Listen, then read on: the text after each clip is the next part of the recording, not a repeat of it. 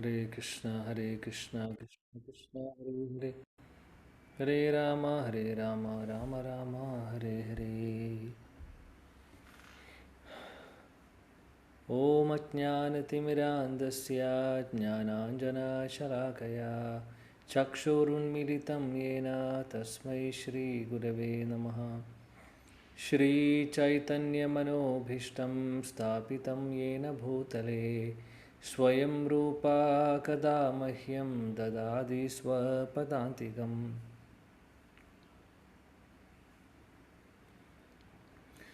Vandeham Shri Guru Shri Yuda Pada Kamalam Shri Gurun Vaishnavamscha Shri Rupam Sagrajatam Sahagana Raghunathan Vidam Tam Sajivam Sadvaidam Savadudam Parijana Sahidam Krishna Chaitanya Devam Shri Radha Krishna Pada Sahagana Lalita Shri Vishakhambitamscha.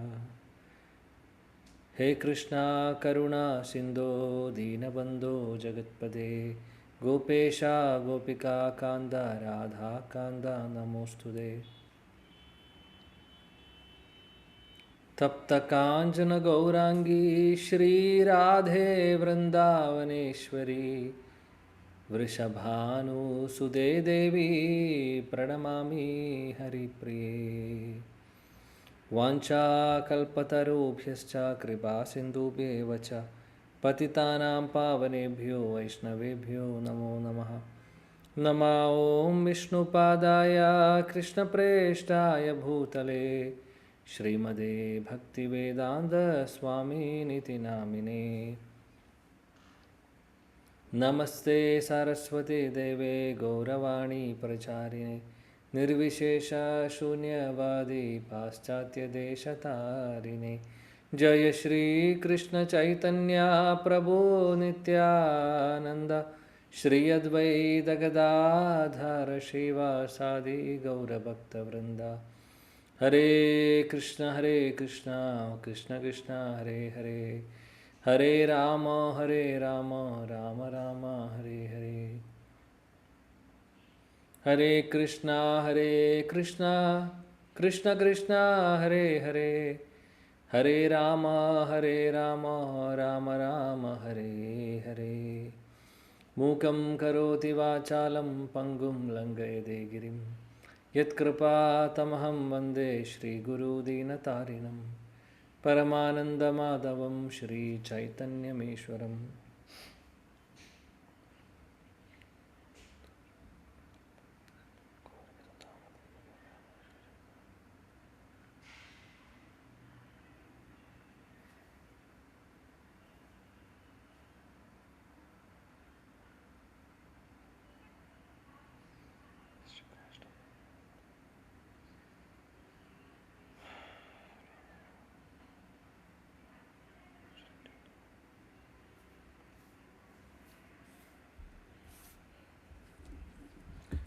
ഹരേ കൃഷ്ണ.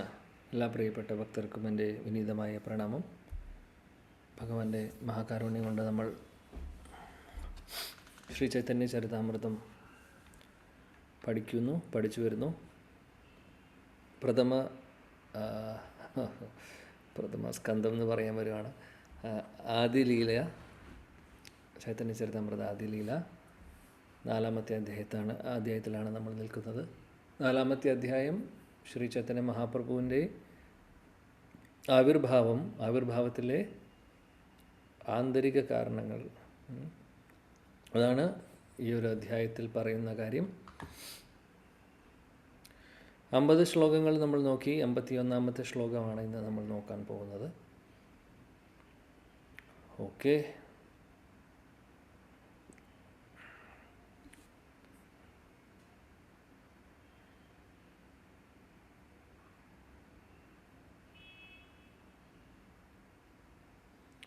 സുരേശനാം ദുർഗം ഗതിരതിശയേനോപനിഷദാം മുനീനാം സർവസ്വം പ്രണതപട്ടാലിനാം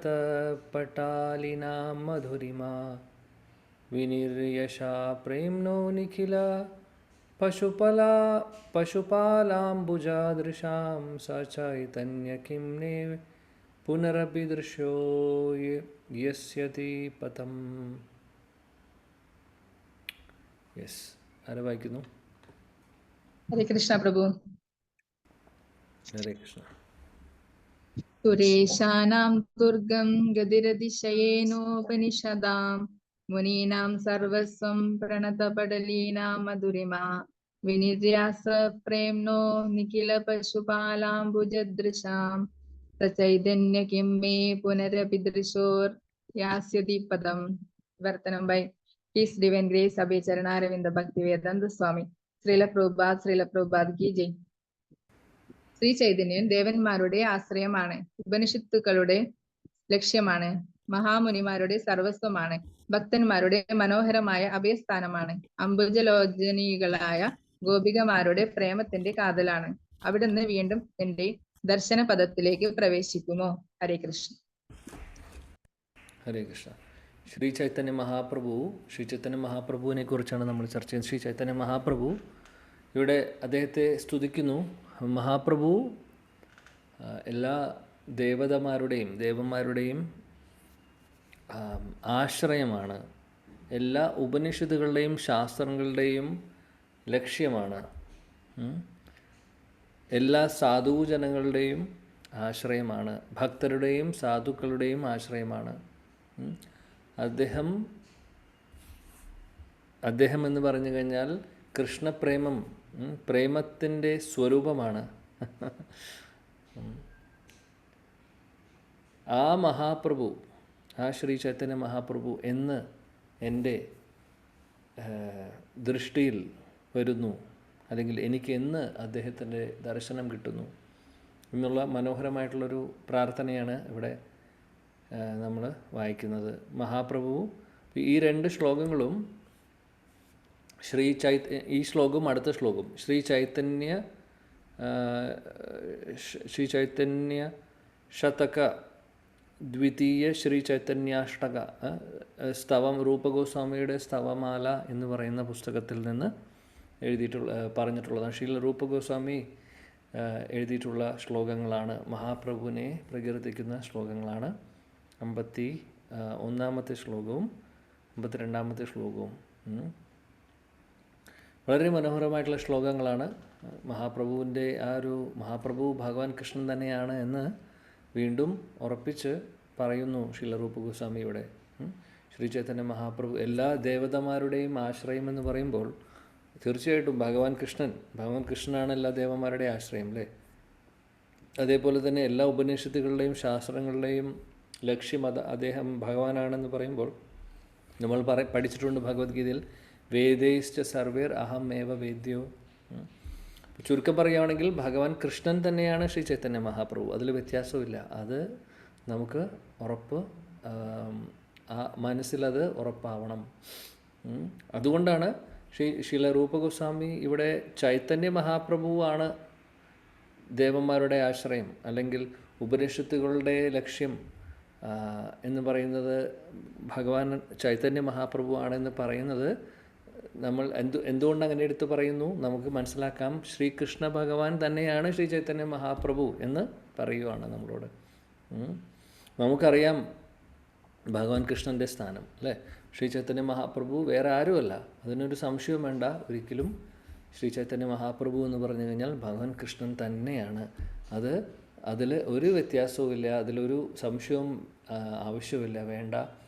കാര്യം മഹാപ്രഭു അവതാരി പുരുഷൻ തന്നെയാണ്, കൃഷ്ണൻ തന്നെയാണ്, അല്ലാതെ കൃഷ്ണൻ്റെ ഒരു അവതാരമല്ല മഹാപ്രഭു. അതാണ് വ്യത്യാസം. ഇപ്പോൾ നരസിംഹദേവൻ, കൂർമ്മദേവൻ, വരാഹദേവൻ ഇവരെല്ലാം ഭഗവാൻ കൃഷ്ണൻ്റെ അവതാരങ്ങളായിട്ട് പറയുന്നു.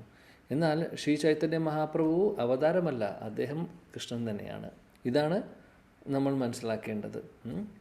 ഇവിടെ ശ്രീല കൃഷ്ണദാസ് കവിരാജ് ഗോസ്വാമി ശ്രീല രൂപ ഗോസ്വാമിയുടെ സ്തവമാലയിൽ നിന്ന് തന്നിട്ടുള്ള അതിമനോഹരമായിട്ടുള്ള ശ്ലോകങ്ങളാണ് ഈ രണ്ട് ശ്ലോകങ്ങൾ. അടുത്ത ശ്ലോകം നോക്കാം.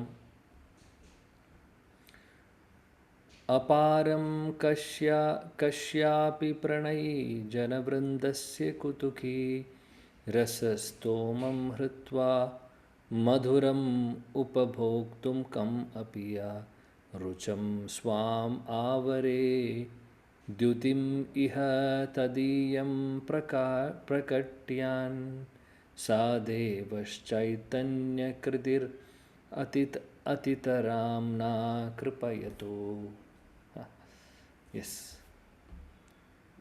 Hare Krishna. Hare Krishna. Mataji vai chalo Hare Krishna. हरे कृष्णा अभारं कस्यापि प्रणयिजनवृन्दस्य गुदुगी रसस्तोमं हृत्वा मधुरम् उपभोक्तुं कमभिज्ञा रुजं सामव आवव्रे युधिमिह तदियां प्रकटयन् स देवश्चैतन्याकृतिरतरां न कृपयतु. വിവർത്തനം. ശ്രീകൃഷ്ണ ഭഗവാൻ വിവർത്തനം എസ് ഭക്തിവേദാന്ത സ്വാമി ശ്രീല പ്രഭുപാദിക്ക് ജയ്. ശ്രീകൃഷ്ണ ഭഗവാൻ തന്റെ പ്രണയിനികളിൽ ഒരുവളുടെ ശ്രീരാധ പ്രേമത്തിന്റെ സീമാതീതവും അമൃതതുല്യവുമായ രസങ്ങൾ ആസ്വദിക്കാൻ ഉത്സുകനായി. അതിനാൽ അവിടുന്ന് ശ്രീചൈതന്യ രൂപം കൈക്കൊണ്ടു. തന്റെ കൃഷ്ണവർണം അവളുടെ തേജസാർന്ന പീതവർണ്ണത്താൽ മറച്ചുകൊണ്ട് അദ്ദേഹം ആ പ്രേമം ആസ്വദിച്ചു. ആ ചൈതന്യ മഹാപ്രഭു നമ്മിൽ കാരുണ്യം ചൊരിയട്ടെ. ഭാവാർത്ഥം. ശ്ലോകം 51 ശ്രീല രൂപഗോസ്വാമിയുടെ സ്തവമാലാ ഗ്രന്ഥത്തിലെ പ്രഥമ ശ്രീചൈതന്യ അഷ്ടകത്തിലെ 2-ാം ശ്ലോകവും പ്രസ്തുത ശ്ലോകം 52 അതേ ഗ്രന്ഥത്തിലെ ദ്വിതീയ ശ്രീചൈതന്യ അഷ്ടകത്തിലെ 3-ാം ശ്ലോകവും ആകുന്നു. ഹരേ കൃഷ്ണ. ഹരേ കൃഷ്ണ. Thank you Mataji. ശീലരൂപ ഗോസ്വാമിയുടെ സ്തവമാലയിൽ നിന്നുള്ള ശ്ലോകങ്ങൾ ശ്രീ ചൈതന്യാഷ്ടകം 2-3. ഭഗവാൻ കൃഷ്ണൻ ശ്രീമതി രാധാറാണിയുടെ ഭാവം മനസ്സിലാക്കുവാൻ വേണ്ടി അദ്ദേഹം എന്ത് ചെയ്യുന്നു? അദ്ദേഹം മഹാപ്രഭുവായിട്ട് വരുന്നു. അതാണ് ഈ ശ്ലോകത്തിൽ പറയുന്നത്. നമ്മൾ പഠിക്കുന്നത് അല്ലെങ്കിൽ ഈ അധ്യായത്തിൽ പറയുന്നത് മഹാപ്രഭുവിൻ്റെ അവതാരം എന്ന് പറയുമ്പോൾ ഒരിക്കലും വിചാരിക്കരുത് കൃഷ്ണൻ്റെ അവതാരമാണ് മഹാപ്രഭു എന്നുള്ളത്. നമ്മൾ പക്ഷേ അവതാരം എന്ന് ഉദ്ദേശിക്കുന്നത് അവതാരം എന്ന് പറയുന്ന വാക്കിൻ്റെ അർത്ഥം എന്ന് പറഞ്ഞു കഴിഞ്ഞാൽ അവതരിക്കുക എന്ന് പറഞ്ഞു കഴിഞ്ഞാൽ ആ ആധ്യാത്മിക ലോകത്തിൽ നിന്ന് ഭൗതിക ലോകത്തിലേക്ക് വരുന്ന ഒരു കാര്യത്തെയാണ് പറയുന്നത് അവതാരമെന്ന്. അവതരിക്കുക, അതാണ് അതിൻ്റെ അർത്ഥം. മഹാപ്രഭു ഇവിടെ അവതരിക്കുന്നത് ശ്രീമതി രാധാറാണിയുടെ ഭാവത്തോട് കൂടിയിട്ട് ഭഗവാൻ കൃഷ്ണൻ അത് ആസ്വദിക്കണം അല്ലേ? നമ്മൾ പലതവണ ചർച്ച ചെയ്തിട്ടുണ്ട് ഈ വിഷയം. ഒരു ശർക്കര കഷ്ണത്തിൻ്റെയും ഒരു ഉറുമ്പിൻ്റെയും കഥ എപ്പോഴും നമ്മൾ പറയാറുണ്ട്. അപ്പോൾ ഉറുമ്പാണെങ്കിൽ ആ ശർക്കര കഷ്ണം ആസ്വദിക്കുന്നു, ശർക്കര കഷ്ണത്തിനാണെങ്കിൽ അറിയില്ല എത്രമാത്രം മാധുര്യം അതിനുണ്ട് എന്നുള്ളത്. അപ്പോൾ ഉറുമ്പായി മാറുമ്പോഴാണ് മനസ്സിലാവുന്നത് ഇത്ര ടേസ്റ്റ് ഉണ്ട് എന്നുള്ളത്. അതേപോലെ ഭഗവാൻ കൃഷ്ണന് മനസ്സിലാക്കാൻ സാധിക്കുന്നില്ല അദ്ദേഹത്തിനകത്ത് എത്രമാത്രം മാധുര്യമുണ്ട്. ഇത്രമാത്രം രാധാറാണിക്ക് എന്നെ ആകർഷണം തോന്നുവാൻ വേണ്ടി എന്നിൽ എന്താണുള്ളത് എനിക്കറിയില്ല. കൃഷ്ണൻ ചിന്തിക്കുവാണ്. അതേപോലെ അദ്ദേഹം ചിന്തിക്കുവാണ്, ഞാനുമായിട്ട് അല്ലെങ്കിൽ എന്നെ സ്നേഹിക്കുമ്പോൾ ആ രാധയുടെ ഹൃദയത്തിലുണ്ടാവുന്ന ഭാവങ്ങൾ എങ്ങനെയാണ്, അല്ലെങ്കിൽ രാധയ്ക്ക് അതെങ്ങനെയാണ് ഫീൽ ചെയ്യുന്നത്, അതെനിക്കറിയണം. അത് ഭഗവാന് മനസ്സിലാക്കാൻ സാധിക്കുന്നില്ല. അതുകൊണ്ട് ആ വ്യക്തിയായി രാധയായി മാറിയാൽ മാത്രമേ മനസ്സിലാക്കുവാൻ സാധിക്കുകയുള്ളൂ അല്ലേ? അതുകൊണ്ട് ശ്രീ രാധയുടെ ഭാവമായിട്ട് ശ്രീകൃഷ്ണ ഭഗവാൻ ശ്രീ ചൈതന്യ മഹാപ്രഭുവായി ഇവിടെ വരുന്നു.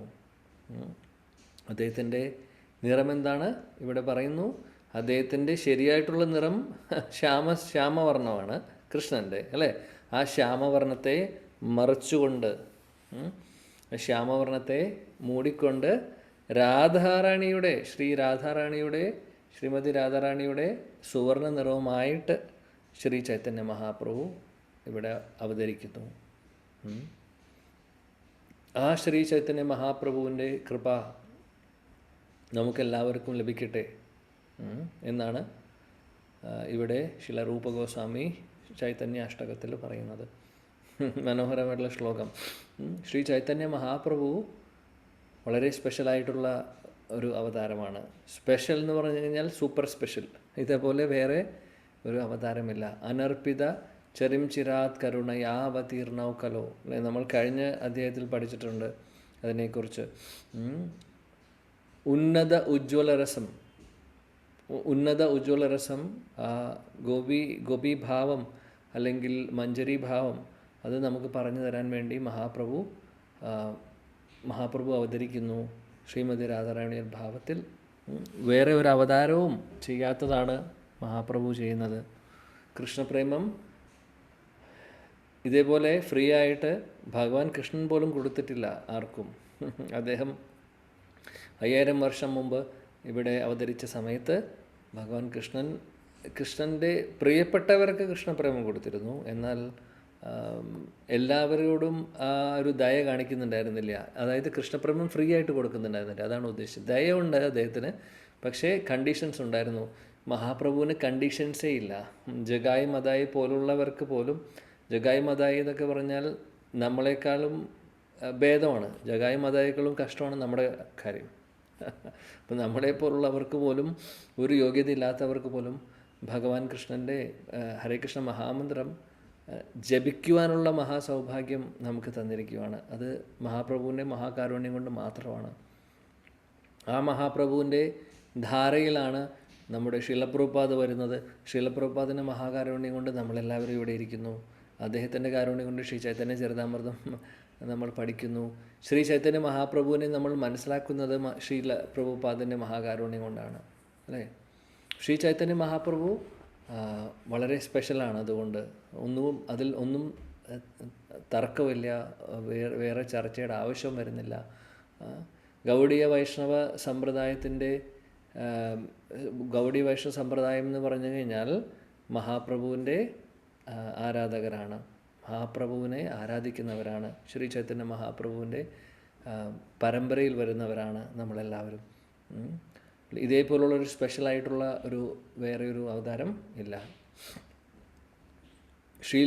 ശ്രീ ചൈതന്യ മഹാപ്രഭുവിന് ഒരുപാട്, അദ്ദേഹത്തിൻ്റെ അവതാരത്തിന് ഒരുപാട് കാരണങ്ങളുണ്ട്. നമ്മളിപ്പോൾ പഠിച്ചുകൊണ്ടിരിക്കുന്നത് ആന്തരിക കാരണങ്ങൾ. അതേപോലെ തന്നെ നമ്മൾ ബാഹ്യമായിട്ടുള്ള കാരണങ്ങൾ കഴിഞ്ഞ അദ്ദേഹത്തിൽ പഠിച്ചു, അല്ലേ? ഹരിനാമ സങ്കീർത്തനം എല്ലാവരിലേക്കും എത്തിക്കുന്നു എന്നുള്ളതൊക്കെ. അപ്പോൾ ഹരിനാമ സങ്കീർത്തനം എത്തിക്കുക എന്ന് പറയുന്നത് അത് ഒരു വലിയൊരു കാര്യമാണ്. കാര്യം നമ്മളെപ്പോഴും പറയാറുണ്ട്, ഗോലോകേര പ്രേമധന ഹരിനാമ സങ്കീർത്തനം. അവിടെ ഗോലോക വൃന്ദാവനത്തിലെ നാമമാണ് ഹരേകൃഷ്ണ മഹാമന്ത്രം. ആ മന്ത്രമാണ് നമുക്ക് ശ്രീ ചൈതന്യ മഹാപ്രഭുവിൻ്റെ മഹാകാരുണ്യം കൊണ്ട് നമുക്ക് ലഭിച്ചിട്ടുള്ളത്. നാമസങ്കീർത്തനം അതുകൊണ്ട് നമ്മുടെ പരമ്പരയിലെ ഈ ഒരു സമ്പ്രദായത്തിലെ ഏറ്റവും പ്രധാനപ്പെട്ട ഒരു കാര്യമാണ്. നമ്മളെപ്പോഴും പറയാറുണ്ട്, ഇതിനു മുമ്പും ചർച്ച ചെയ്തിട്ടുണ്ട്, മഹാപ്രഭു പറഞ്ഞിട്ടുണ്ട്, അല്ലെങ്കിൽ ചൈതന്യ ചരിതാമൃതത്തിൽ വരുന്ന ശ്ലോകം, അല്ലേ? നമ്മളെപ്പോഴും കോട്ട് ചെയ്യാറുണ്ട് ക്ലാസ്സിൽ. ഭജനേര മധ്യശ്രേഷ്ഠ നവവിധ ഭക്തി. ഭജൻ പ്രക്രിയയിൽ നോക്കുവാണെങ്കിൽ നവവിധ ഭക്തിയാണ് ഏറ്റവും നല്ല മാർഗം. അതിൽ വെച്ച് താരമധ്യ സർവശ്രേഷ്ഠ നാമസങ്കീർത്തൻ, അല്ലേ? നിരപരാധ നാമല് പായ പ്രേമതൻ. അപ്പോൾ നവവിധ ഭക്തിയിൽ വെച്ച് ഏറ്റവും പ്രധാനപ്പെട്ട അംഗം എന്ന് പറഞ്ഞു കഴിഞ്ഞാൽ ഹരിനാമ സങ്കീർത്തനം, ഹരേ കൃഷ്ണ മഹാമന്ത്രം ജപവും കീർത്തനവും. സർവശ്രേഷ്ഠ നിരപരാധ നാമല് പായ പ്രേമതൻ. അപരാധങ്ങൾ ചെയ്യാതെ നമ്മൾ ആ നാമം, ഭഗവാന്റെ നാമം, തിരുനാമം ജപിക്കുകയാണെങ്കിൽ പായ പ്രേമധൻ, നമുക്ക് കിട്ടാൻ പോകുന്നത് എന്താണ്? പ്രേമധൻ. പ്രേമധൻ എന്ന് പറഞ്ഞു കഴിഞ്ഞാൽ കൃഷ്ണപ്രേമം. ഇതാണ് നമ്മുടെ ജീവിതത്തിൻ്റെ ലക്ഷ്യം. ആ കൃഷ്ണപ്രേമം നമുക്ക് ലഭിക്കുവാൻ വേണ്ടി നമുക്ക് തന്നിട്ടുള്ള മാർഗം ഹരേ കൃഷ്ണ മഹാമന്ത്രമാണ്, ഹരിനാമ സങ്കീർത്തനമാണ്. പക്ഷേ അപരാധത്തോടു കൂടി ജപിക്കുകയാണെങ്കിൽ എന്താണ്? അപരാധത്തോടു കൂടിയിട്ട് നമ്മൾ കീർത്തനത്തിൽ പാടുവാണെങ്കിലോ ജപിക്കുകയാണെങ്കിലോ പ്രേമം കിട്ടുവാൻ താമസം കൊടുക്കും. അപരാധങ്ങൾ ചെയ്യാതെയാണ് നമ്മൾ നാമം ജപിക്കുന്നതും കീർത്തനം പാടുന്നതും എന്നൊക്കെ ഉണ്ടെങ്കിൽ നമുക്ക് ഈ പ്രേമം, കൃഷ്ണപ്രേമം വളരെ പെട്ടെന്ന് തന്നെ അനുഭവിക്കാൻ നമുക്ക് സാധിക്കുന്നു. ഈ ജന്മത്തിൽ തന്നെ, അധികം കാലം പോവേണ്ട ആവശ്യമൊന്നുമില്ല. അത്രയ്ക്കും ശക്തിയാണുള്ളത്. നമുക്ക് എന്തുകൊണ്ട് അതിൻ്റെ രുചി മനസ്സിലാവുന്നില്ല? രുചി കിട്ടുന്നില്ല. കാര്യം അപരാധങ്ങൾ ചെയ്യുന്നു. അറിഞ്ഞുകൊണ്ടും അറിയാതെയുമൊക്കെ ഒരുപാട് അപരാധങ്ങൾ ചെയ്യുന്നു. അത്രമാത്രം അനർത്ഥങ്ങൾ നമ്മുടെ ഉള്ളിൽ ഉള്ളതുകൊണ്ട് നമ്മളറിയാതെ തന്നെ പലപ്പോഴും നമ്മൾ പറയുന്നു. പല കാര്യങ്ങളും പറയാൻ പാടില്ലാത്ത രീതിയിൽ പറയുന്നു. പറഞ്ഞതിന് ശേഷം ഓ ഹോ ഹോ ഹോ ഞാൻ പറയാൻ പാടില്ലായിരുന്നു എന്ന് തോന്നുന്നു. ചിലപ്പോൾ അതുപോലും തോന്നില്ല. ചിലപ്പോൾ തെറ്റാണ് ചെയ്തത്, തെറ്റാണ് പറഞ്ഞത്, എന്തുകൊണ്ട് അങ്ങനെ ചിന്തിച്ചു എന്നുള്ള ഒരു ഫീലിംഗ് പോലും നമുക്ക് വരില്ല. കാര്യം നമ്മളത് യൂസ്ഡായി. അതുകൊണ്ട് അങ്ങനെ തെറ്റ് ചെയ്തു, തെറ്റ് പറഞ്ഞു എന്ന് ചിന്തിക്കുന്നുണ്ടെങ്കിൽ, ഓ അബദ്ധം പറ്റി എനിക്ക് എന്ന് ചിന്തിക്കുന്നുണ്ടെങ്കിൽ നല്ലൊരു സൈനാണത്. പലപ്പോഴും നമുക്കത് മനസ്സിലാക്കുവാൻ സാധിക്കാതെ പോകുന്നു. അപ്പോൾ നമുക്ക് നാമത്തിൻ്റെ രുചി ശരിക്കും മനസ്സിലാവാത്തത് എന്തുകൊണ്ടാണെന്ന് വെച്ചാൽ അത് നാമത്തിന് ശക്തിയില്ലാഞ്ഞിട്ടല്ല. നാമത്തിന് ശക്തിയുണ്ട്, പക്ഷേ അപരാധങ്ങൾ കൂട്ടത്തിൽ ചെയ്യുന്നത് കൊണ്ട് ആണ് സംഭവിക്കുന്നത്. അപ്പോൾ 10 നാമ അപരാധങ്ങൾ നമ്മൾ ചൊല്ലാറുണ്ട് പലപ്പോഴും. നാമം ജപിക്കുന്നതിനേക്കാൾ മുമ്പ് അമ്പലങ്ങളിലൊക്കെ 10 ഒഫെൻസസ് ടു ഹോളി നെയിം, പത്മപുരാണത്തിൽ നിന്ന് പറഞ്ഞിട്ടുള്ള 10 അപരാധങ്ങൾ നമ്മൾ ചൊല്ലാറുണ്ട്, വായിക്കാറുണ്ട്. പലവർക്കും അറിയുന്നുണ്ടാവും. നമ്മൾ ചർച്ച ചെയ്തിട്ടുമുണ്ട് പല ക്ലാസ്സുകളിലും. അപ്പോൾ എനിവേസ്, അപ്പോൾ അത് പല രീതിയിൽ, അതായത് വൈഷ്ണവരെ നിന്ദിക്കുക, നാമത്തെ ഭൗതികമായിട്ടുള്ള കാര്യങ്ങൾക്ക് വേണ്ടി ഉപയോഗിക്കുക, അങ്ങനെ ഒരുപാട് അപരാധങ്ങളുണ്ട്. ഇനി അതെല്ലാം കഴിഞ്ഞ് പറയുന്നു ശ്രദ്ധയില്ലാതെ നാമം ജപിക്കുന്ന ഒരു അപരാധമാണെന്ന് പറയുന്നു. അപ്പോൾ ഇതൊക്കെ അപരാധങ്ങളാണ്. അപ്പോൾ ശ്രദ്ധയില്ലാതെ ജപിക്കുവാൻ കാരണം എന്താണെന്ന് വെച്ചാൽ നമ്മുടെ ഉള്ളിൽ ഒരുപാട് കാര്യങ്ങളുണ്ട്. നമ്മൾ പലതും കാണുന്നു, പലതും കേൾക്കുന്നു.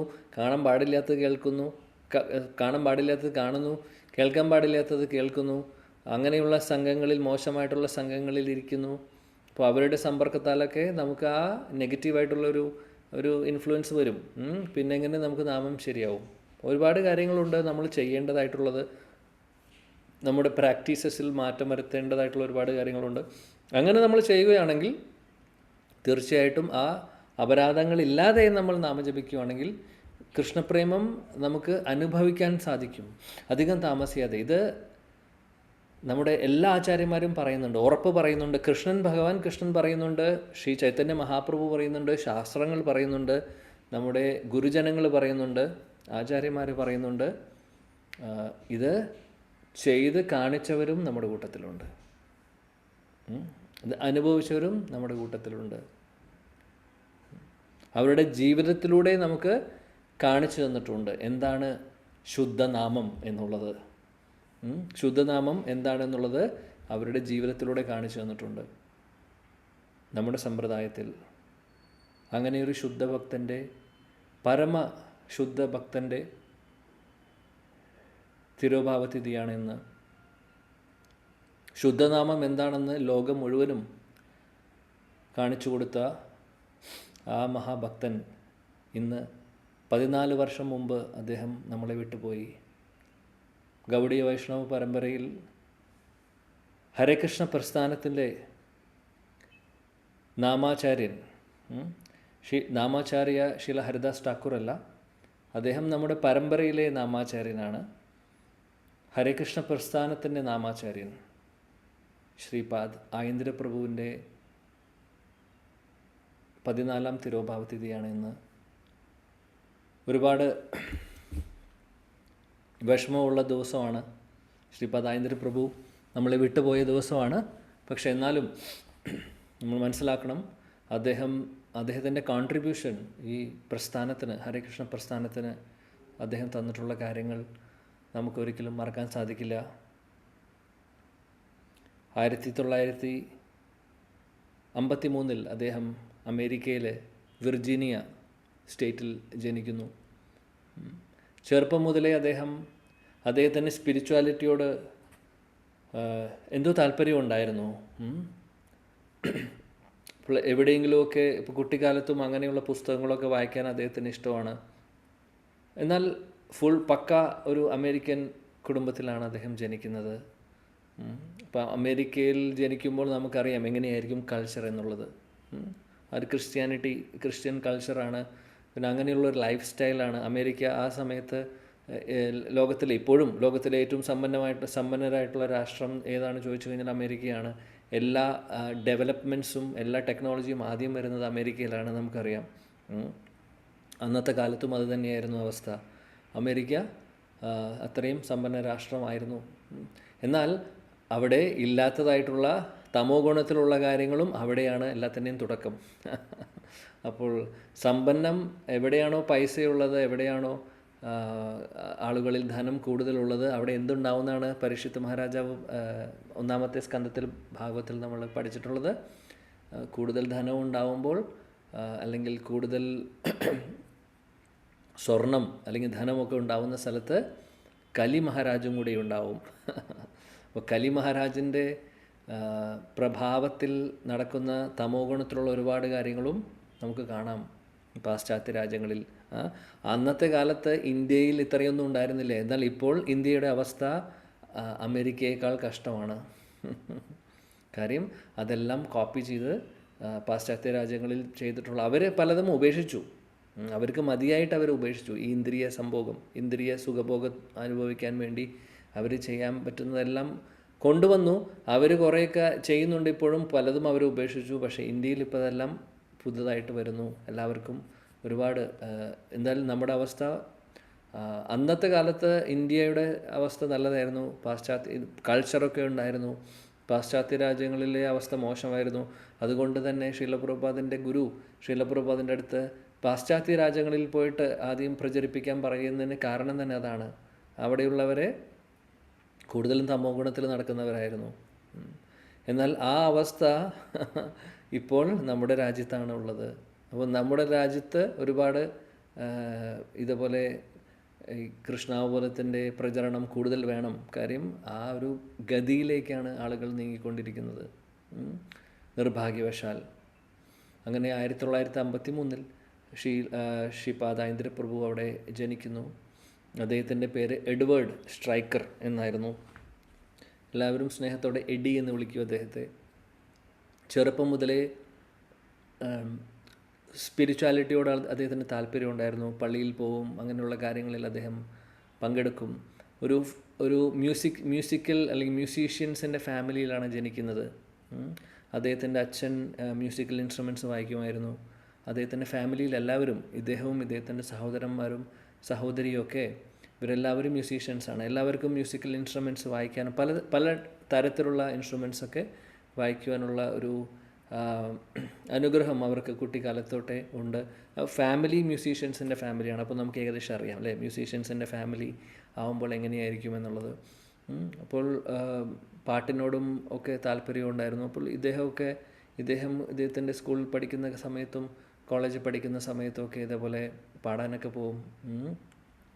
അങ്ങനെ അതായത് നമുക്കറിയാം ഡിസ്കോ പോലുള്ള അങ്ങനെയുള്ള സ്ഥലങ്ങളിലും അല്ലെങ്കിൽ പല സ്ഥലങ്ങളിലും പോയി പാട്ടൊക്കെ പാടുന്നു, റോക്ക് മ്യൂസിക്കൊക്കെ ചെയ്യുക, അങ്ങനെ കുറച്ചൊക്കെ ചെയ്യുമായിരുന്നു. അദ്ദേഹത്തിന് ഒരു ഗേൾ ഫ്രണ്ടും ഉണ്ടായിരുന്നു ആ സമയത്ത്. ജൂലി എന്നായിരുന്നു പേര്. ചെറുപ്പമാണ് ഇവർ രണ്ടുപേരും. അപ്പോൾ അറിയാം അന്നത്തെ കാലത്ത് ലിവിങ് ടുഗദർ എന്ന് പറയുന്ന ഒരു കാര്യം അന്നും ഉണ്ട്, അന്നത്തെ കാലത്തും ഉണ്ട്. അത് അമേരിക്കയിലൊരു കൾച്ചറാണ്. അവിടെ ഒരു തെറ്റായിട്ടുള്ളൊരു കാര്യമല്ല.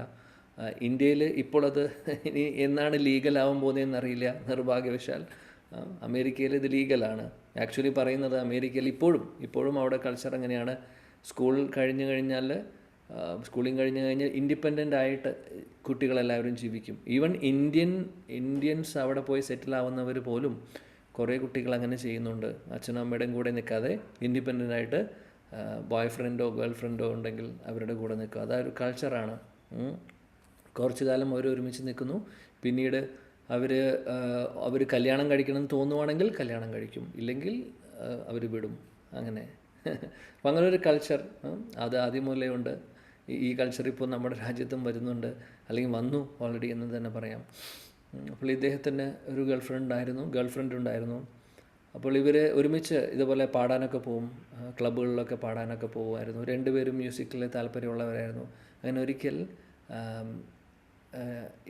അതേപോലെ ഒരു പൂച്ചക്കുട്ടി ഉണ്ടായിരുന്നു ഇദ്ദേഹത്തിന്. ഒരിക്കൽ ഇവർ താമസിക്കുന്ന അപ്പാർട്ട്മെൻറ്റിൽ ഒരുപാട് മ്യൂസിക്കൽ ഇൻസ്ട്രുമെൻറ്റ്സ് ആണ്. കാര്യം രണ്ടുപേരും പാടുന്നവരാണ്. ഒരുപാട് ഗിറ്റാറും ഇലക്ട്രിക് ഗിറ്റാറും പിന്നെ അങ്ങനെയുള്ള ഇൻസ്ട്രുമെൻറ്റ്സൊക്കെ എപ്പോഴും ഉണ്ടാവും. അപ്പോൾ അതെടുത്തിട്ടാണ് അവർ പോകുന്നത്. അങ്ങനെ പോയി എന്തെങ്കിലും ക്ലബിലൊക്കെ പാടുമ്പോൾ എന്തെങ്കിലും അവർക്ക് ടിപ്സ് കിട്ടും, പൈസ കിട്ടും. അങ്ങനെ അവർ ജീവിച്ചു പോകുന്നു, സന്തോഷമായിട്ട് പോകുന്നു, അവർ ജീവിച്ചു പോകുന്നു. അങ്ങനെ ഒരിക്കൽ ജൂലിക്ക് ഒരു ദിവസം ആരോ ഇപ്പോൾ ഇവർക്ക് സ്പിരിച്വാലിറ്റിയോട് ചെറിയൊരു കമ്പം ചെറുപ്പം മുതലേ ഉണ്ട്. അപ്പോൾ അതുകൊണ്ട് ഇവർ പല യോഗ സ്റ്റുഡിയോസിലൊക്കെ പോവാറുണ്ട് പലപ്പോഴും. ഈ യോഗ സ്റ്റുഡിയോസിൽ പല സ്ഥലങ്ങളിലും പോയിട്ട് കണ്ടിട്ടുണ്ട്. ഈ പല യോഗ പ്രാക്ടീസസ് കണ്ടിട്ടുണ്ട്. ചിലവർ അത് നമുക്കറിയാം, യോഗയിൽ പല ടൈപ്പ് ഓഫ് യോഗയുണ്ട്. അതായത് ചിലവർ വെളിച്ചത്തിൽ നോക്കിയിരിക്കാൻ പറയുന്നു, കോൺസെൻട്രേറ്റ് ചെയ്യാൻ പറയുന്നു. ചില സ്ഥലങ്ങളിൽ ഓം മന്ത്രം ചൊല്ലുന്നു. അങ്ങനെ പല ടൈപ്പ് കാര്യങ്ങളുമുണ്ട്. അപ്പോൾ ഇതിലൊക്കെ ചെറിയ താല്പര്യം ഉണ്ടായിരുന്നു ഇവർക്ക്. അപ്പോൾ അതിൻ്റെ ഇടയിൽ ജൂലിക്ക് ഒരു ദിവസം ജൂലിയാണെങ്കിൽ എന്തെങ്കിലും ഇത് സ്പിരിച്വാലിറ്റിയായിട്ട് കണക്റ്റഡ് ആയിട്ടുള്ള എന്തെങ്കിലും പുസ്തകങ്ങളൊക്കെ കിട്ടിക്കഴിഞ്ഞാൽ അതുകൊണ്ടായി ഇദ്ദേഹത്തിന് എഡിക്ക് കൊണ്ട് കൊടുക്കും. അതേപോലെ എഡിക്ക് വലിയ താല്പര്യമാണ് ഇങ്ങനത്തെ കാര്യങ്ങൾ വായിക്കാൻ. അങ്ങനെ കുറേ പുസ്തകങ്ങൾ ഉണ്ട് ഇവരുടെ കയ്യിൽ. ഇവർ രണ്ടുപേരും വായിക്കും. അപ്പോൾ സ്പിരിച്വാലിറ്റി പല രീതിയിലൂടെ മനസ്സിലാക്കാൻ ശ്രമിക്കുന്നുണ്ട്. പക്ഷേ ഒരു കൺക്ലൂഷനിലേക്ക് ഇവർക്ക് എത്താൻ സാധിക്കുന്നില്ല. അങ്ങനെ ഒരിക്കൽ ജൂലിക്ക് ആരോ ഇതുപോലെ വഴിയിലൂടെ നടന്നു പോകുന്ന സമയത്ത് നമ്മുടെ പ്രഭുപാദിൻ്റെ ഏതോ ഡിസൈപ്പിൾസ് അന്നത്തെ കാലത്ത് ലേറ്റ് 60s ശില പ്രഭുപാദ് 1965-66 അവിടെ എത്തുന്നത്. അതിനുശേഷം 70-നൊക്കെ മുമ്പ് ആ സമയത്ത് ജൂലിക്ക് ഈ ഈശോപനിഷത്തിൻ്റെ പുസ്തകം, ചെറിയ പുസ്തകം, നമ്മുടെ കയ്യിൽ ഇപ്പോഴുള്ള സെയിം പുസ്തകം തന്നെ, ആ പുസ്തകത്തിൻ്റെ ഫ്രണ്ട് ചട്ട ഓർമ്മയുണ്ടാവും, എല്ലാവർക്കും കണ്ടിട്ടുണ്ടാവും. ഭഗവാന്റെ വിശ്വരൂപമുള്ള ആ ചട്ടയുള്ള ഈശോപനിഷത്ത് ഇപ്പോഴും ആ ചട്ടയിൽ തന്നെ വരുന്നുണ്ട്. ആ പുസ്തകം ജൂലിക്ക് കിട്ടി. അങ്ങനെ ആ പുസ്തകം കൊണ്ട് ഇദ്ദേഹത്തിന് കൊടുത്തു. എഡിക്ക് അത് കൊടുത്തു. അപ്പോൾ എഡി ഇതുപോലെ പല പുസ്തകങ്ങളും വായിക്കാൻ താല്പര്യമാണ്, പ്രത്യേകിച്ചും സ്പിരിച്വൽ കണക്റ്റഡ് ആയിട്ടുള്ളത്. എന്നാൽ ഇതൊക്കെ ഉണ്ടെങ്കിലും അവർ നോർമൽ ഒരു അമേരിക്കൻ ലൈഫ് തന്നെയായിരുന്നു ജീവിച്ചു കൊണ്ടിരുന്നത്. അങ്ങനെ അദ്ദേഹം ഇത് വായിക്കാനിടയായി. ചെറിയ പുസ്തകമാണ്. അപ്പോൾ അദ്ദേഹം വായിച്ചു തുടങ്ങിയപ്പോൾ അദ്ദേഹത്തിന് എന്തോ ഒരു വല്ലാത്തൊരു ഇൻട്രസ്റ്റ് തോന്നി. ഇതുവരെ അദ്ദേഹം വായിച്ചിട്ടുള്ള സ്പിരിച്വൽ പുസ്തകങ്ങളിലേക്കാളും ഒരു വല്ലാതെ വേറൊരു ലെവലിൽ ആണെന്ന് അദ്ദേഹത്തിന് തോന്നി. പക്ഷെ അദ്ദേഹത്തിനൊന്നും മനസ്സിലാവുന്നില്ല. പല കാര്യങ്ങളും, ഫിലോസഫി അതിൽ ശിലപ്രഭാത് പറഞ്ഞിട്ടുള്ളത്. എന്നാലും അദ്ദേഹം അത് മുഴുവനും വായിച്ചു. എന്നിട്ട് അദ്ദേഹം നോക്കുമായിരുന്നു, ഇത് എവിടെയാണിത് പബ്ലിഷ് ചെയ്തിട്ടുള്ളത്, ആരാണ് എഴുതിയിട്ടുള്ളത് എന്നുള്ളത് അദ്ദേഹം നോക്കി. ജൂലിയോട് ചോദിച്ചു, ഇതെവിടെ നിന്ന് നിനക്ക് കിട്ടി? അദ്ദേഹം ഒറ്റയിരുപ്പിൽ അതെല്ലാം വായിച്ചു തീർത്തു. മുഴുവനൊന്നും മനസ്സിലായില്ലേ, കുറച്ച് എന്തൊക്കെയോ അദ്ദേഹത്തിന് മനസ്സിലായി. പക്ഷേ അദ്ദേഹത്തിന് മനസ്സിലായി ഇതിൽ എന്തോ കാര്യമുണ്ട്. കാര്യം കർമ്മത്തെക്കുറിച്ചും അതേപോലെ പുനർജന്മത്തെക്കുറിച്ചും അങ്ങനെ പല കാര്യങ്ങളും ഇതിനകത്ത് പറഞ്ഞിട്ടുണ്ട്. ഇതെല്ലാം കേട്ടപ്പോൾ അദ്ദേഹത്തിൻ്റെ ഉള്ളിലുണ്ടായിരുന്ന ഒരു കൺസെപ്റ്റേ മാറി പകുതി.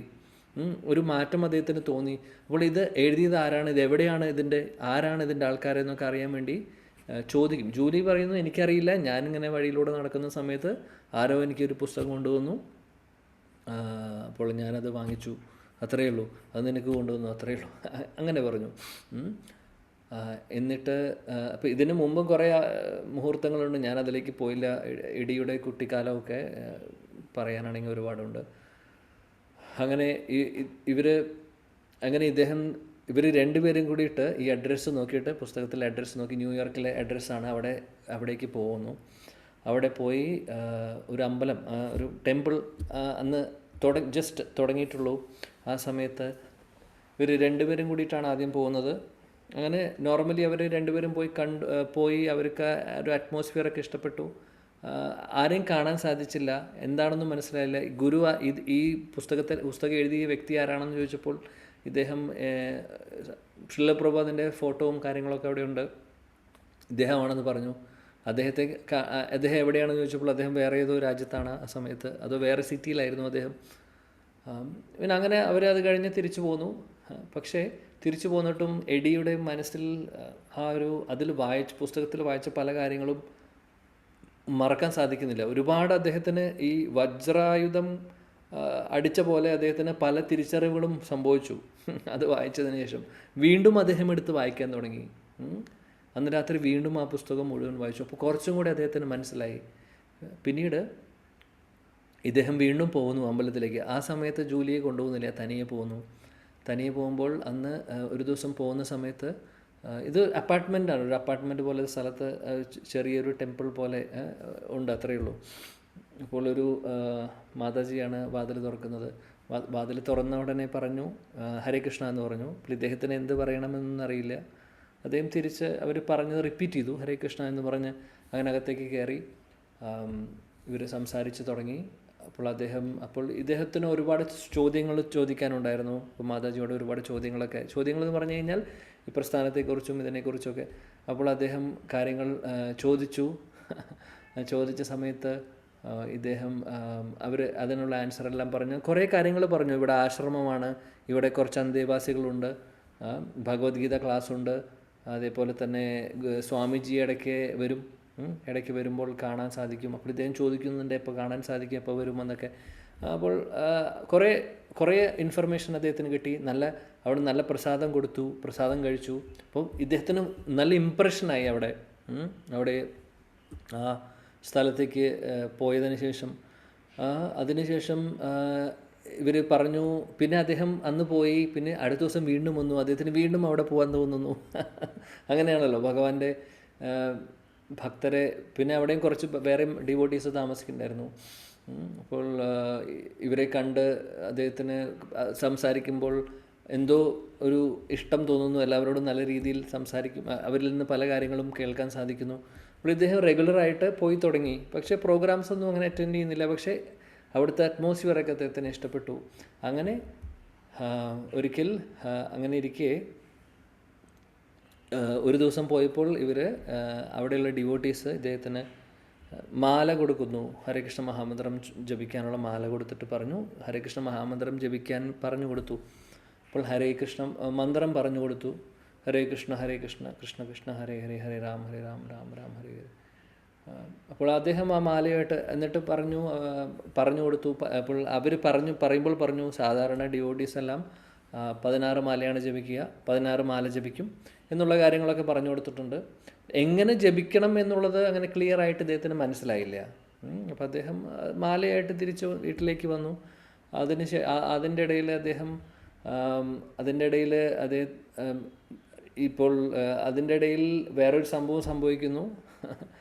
ഇവർ രണ്ടുപേരും തമ്മിൽ കാര്യം ഇദ്ദേഹം ഒരു ദിവസം വന്ന് പറഞ്ഞു, ഞാൻ അമ്പലത്തിലേക്ക് ഫുൾ ടൈം അമ്പലത്തിലേക്ക് പോവാണ്, നമ്മൾ പിരിയാം എന്ന് പറഞ്ഞു. ജൂലിയോട് വന്ന് പറഞ്ഞു.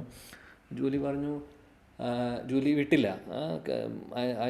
എഡിയുടെ കാലിൽ വീണിട്ട് പറഞ്ഞു, എന്നെ വിട്ടു പോകാൻ ഞാൻ സമ്മതിക്കില്ല, നിൻ്റെ കൂടെ ജീവിച്ച് എനിക്ക് കൊതി തീർന്നിട്ടില്ല, അതുകൊണ്ട് എന്നെ വിട്ടു പോകരുതെന്ന് പറഞ്ഞു. ആയന്തിരി പ്രഭു ആ സമയത്ത് പറയുന്നു, അദ്ദേഹത്തിൻ്റെ പുസ്തകത്തിൽ എഴുതിയിട്ടുണ്ട്, ഒരു എന്താ പറയുക, ഡീമൺ, ഒരു രാക്ഷസി എൻ്റെ കാൽക്കൽ വീണ് കിടന്ന് എന്നോട് കരയുന്നതായിട്ടാണ് എനിക്ക് ജൂലിയുടെ ആ ഒരു മുഖം ഒരു രാക്ഷസിയെ പോലെ തോന്നി എന്ന് പറഞ്ഞ് അദ്ദേഹം എഴുതുവാണ്. മായാദേവിയുടെ ശക്തി, മായാദേവിയുടെ ആ ഒരു പ്രഭാവത്തിൽ എൻ്റെ തീരുമാനത്തെ മാറ്റുവാൻ വേണ്ടി ശ്രമിക്കുന്നു എന്ന് പറഞ്ഞു. പക്ഷേ അദ്ദേഹം അതൊന്നും കണക്കാക്കിയില്ല. അങ്ങനെ ഇദ്ദേഹം പെട്ടെന്ന് വിട്ടുപോകുന്നില്ല. അതിനുശേഷം വീണ്ടും അപ്പോൾ ഇദ്ദേഹത്തിന് ആശ്രമത്തിൽ ചേരണം എന്നുള്ളൊരു ആഗ്രഹം വന്നു. അങ്ങനെ അദ്ദേഹം ഇരിക്കുന്ന സമയത്ത് ആണ് ഈ മാല കിട്ടുന്നത്. അപ്പോൾ മാല കിട്ടുമ്പോൾ ജപിക്കുന്നത് എങ്ങനെയാണെന്നറിയില്ല. അപ്പോൾ ഇദ്ദേഹം ജപിക്കാനിരിക്കുമ്പോൾ അദ്ദേഹം ഓം മന്ത്രം ജപിച്ചിട്ടുണ്ട്. അപ്പോൾ ഓം മന്ത്രം ജപിക്കുമ്പോൾ ഓം നമുക്കറിയാം എങ്ങനെ ജപിക്കുക എന്നുള്ളത്. ശ്വാസം ഓം, ഒരു വൈബ്രേഷനോടുകൂടി ശ്വാസം വലിച്ചും ശ്വാസം വിട്ടുമൊക്കെ അങ്ങനെയാണ് ചെയ്യുന്നത്. ഇദ്ദേഹം വിചാരിച്ചു ഹരേകൃഷ്ണ മഹാമന്ത്രം അങ്ങനെയാണ് ജപിക്കേണ്ടത് എന്ന് വിചാരിച്ചിട്ട് അദ്ദേഹം ഹരേ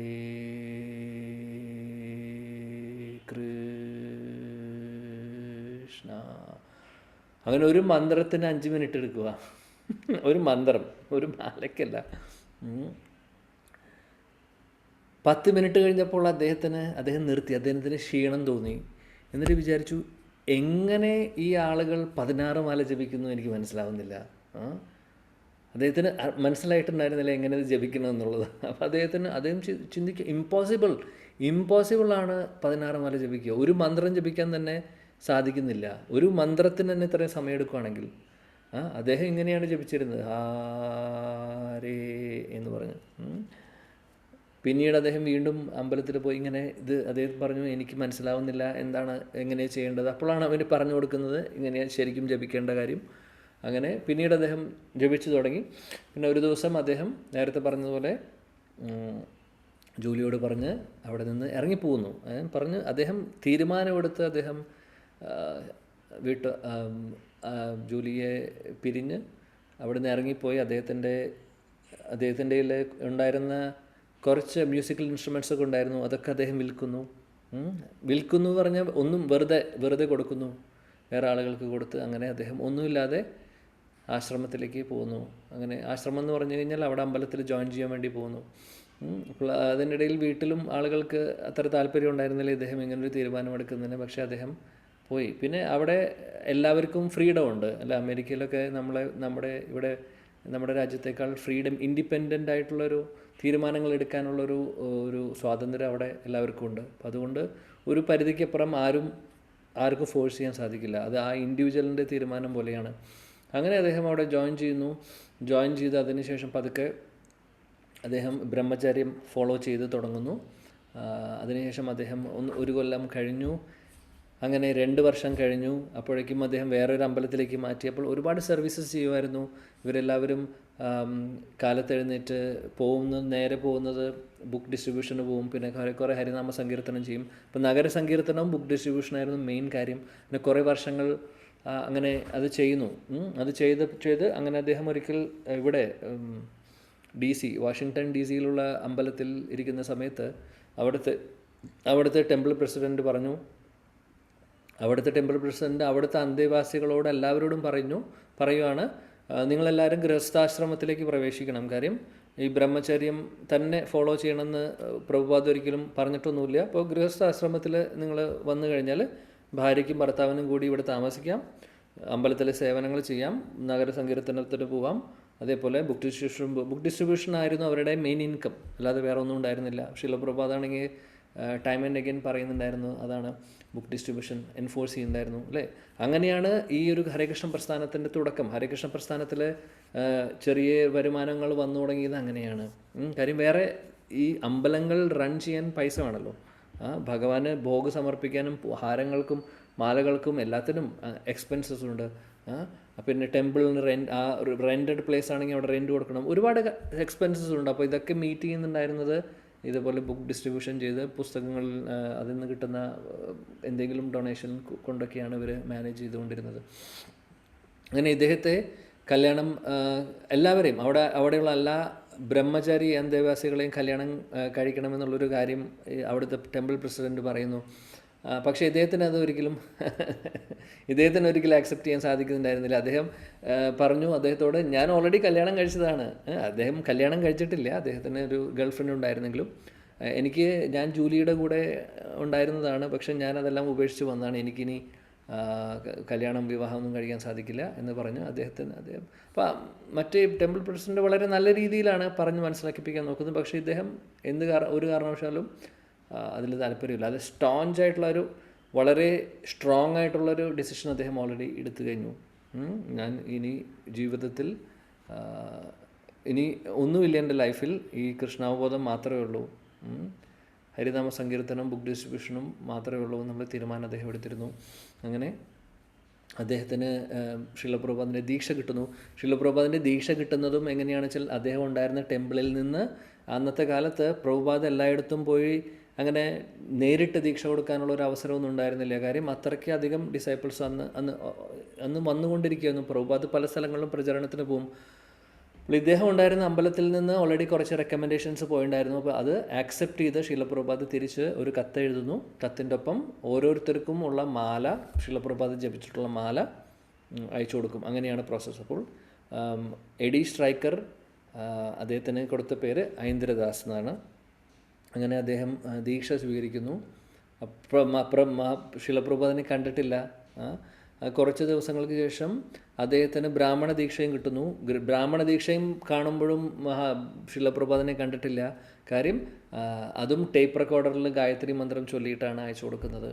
അന്നത്തെ കാലത്ത് അങ്ങനെയായിരുന്നു.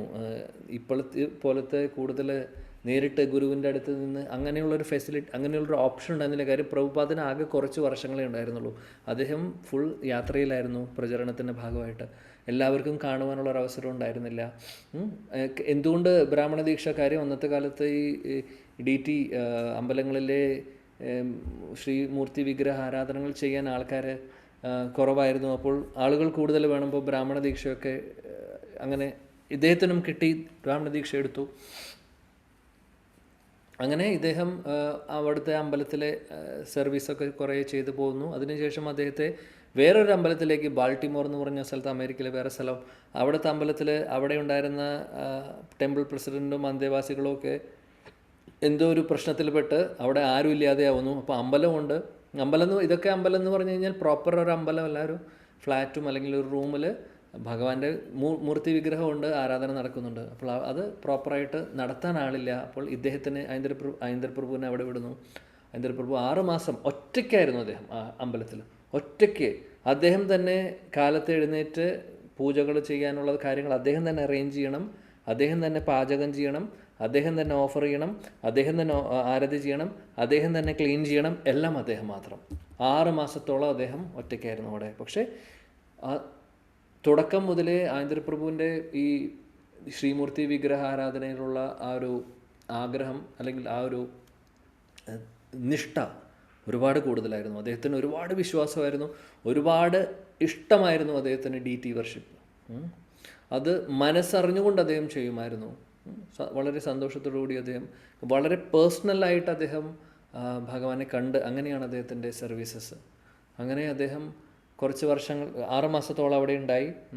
അതിനുശേഷം ആ സമയത്ത് ഒരു രാധാ ദാമോദര സങ്കീർത്തന പാർട്ടി എന്ന് പറയുന്ന ഒരു കാര്യം, ഒരു എന്ന് പറഞ്ഞൊരു ബസ്, രാധാ ദാമോദര ബസ്. ഇത് എങ്ങനെയാണെന്ന് വെച്ചാൽ ഈ വാൻ ഓരോ നഗരങ്ങളിലേക്ക് പോവും.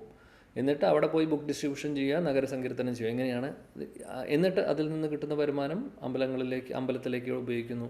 അപ്പോൾ ഇത് ഒരു വേറെ വിഷ്ണുജനസ്വാമി എന്ന് പറയുന്ന വേറെ ഒരു ശിലപ്രഭുവിൻ്റെ ഡിസൈപ്പിൾ, അദ്ദേഹം തുടങ്ങിയിട്ടുള്ള ഒരു കാര്യമായിരുന്നു.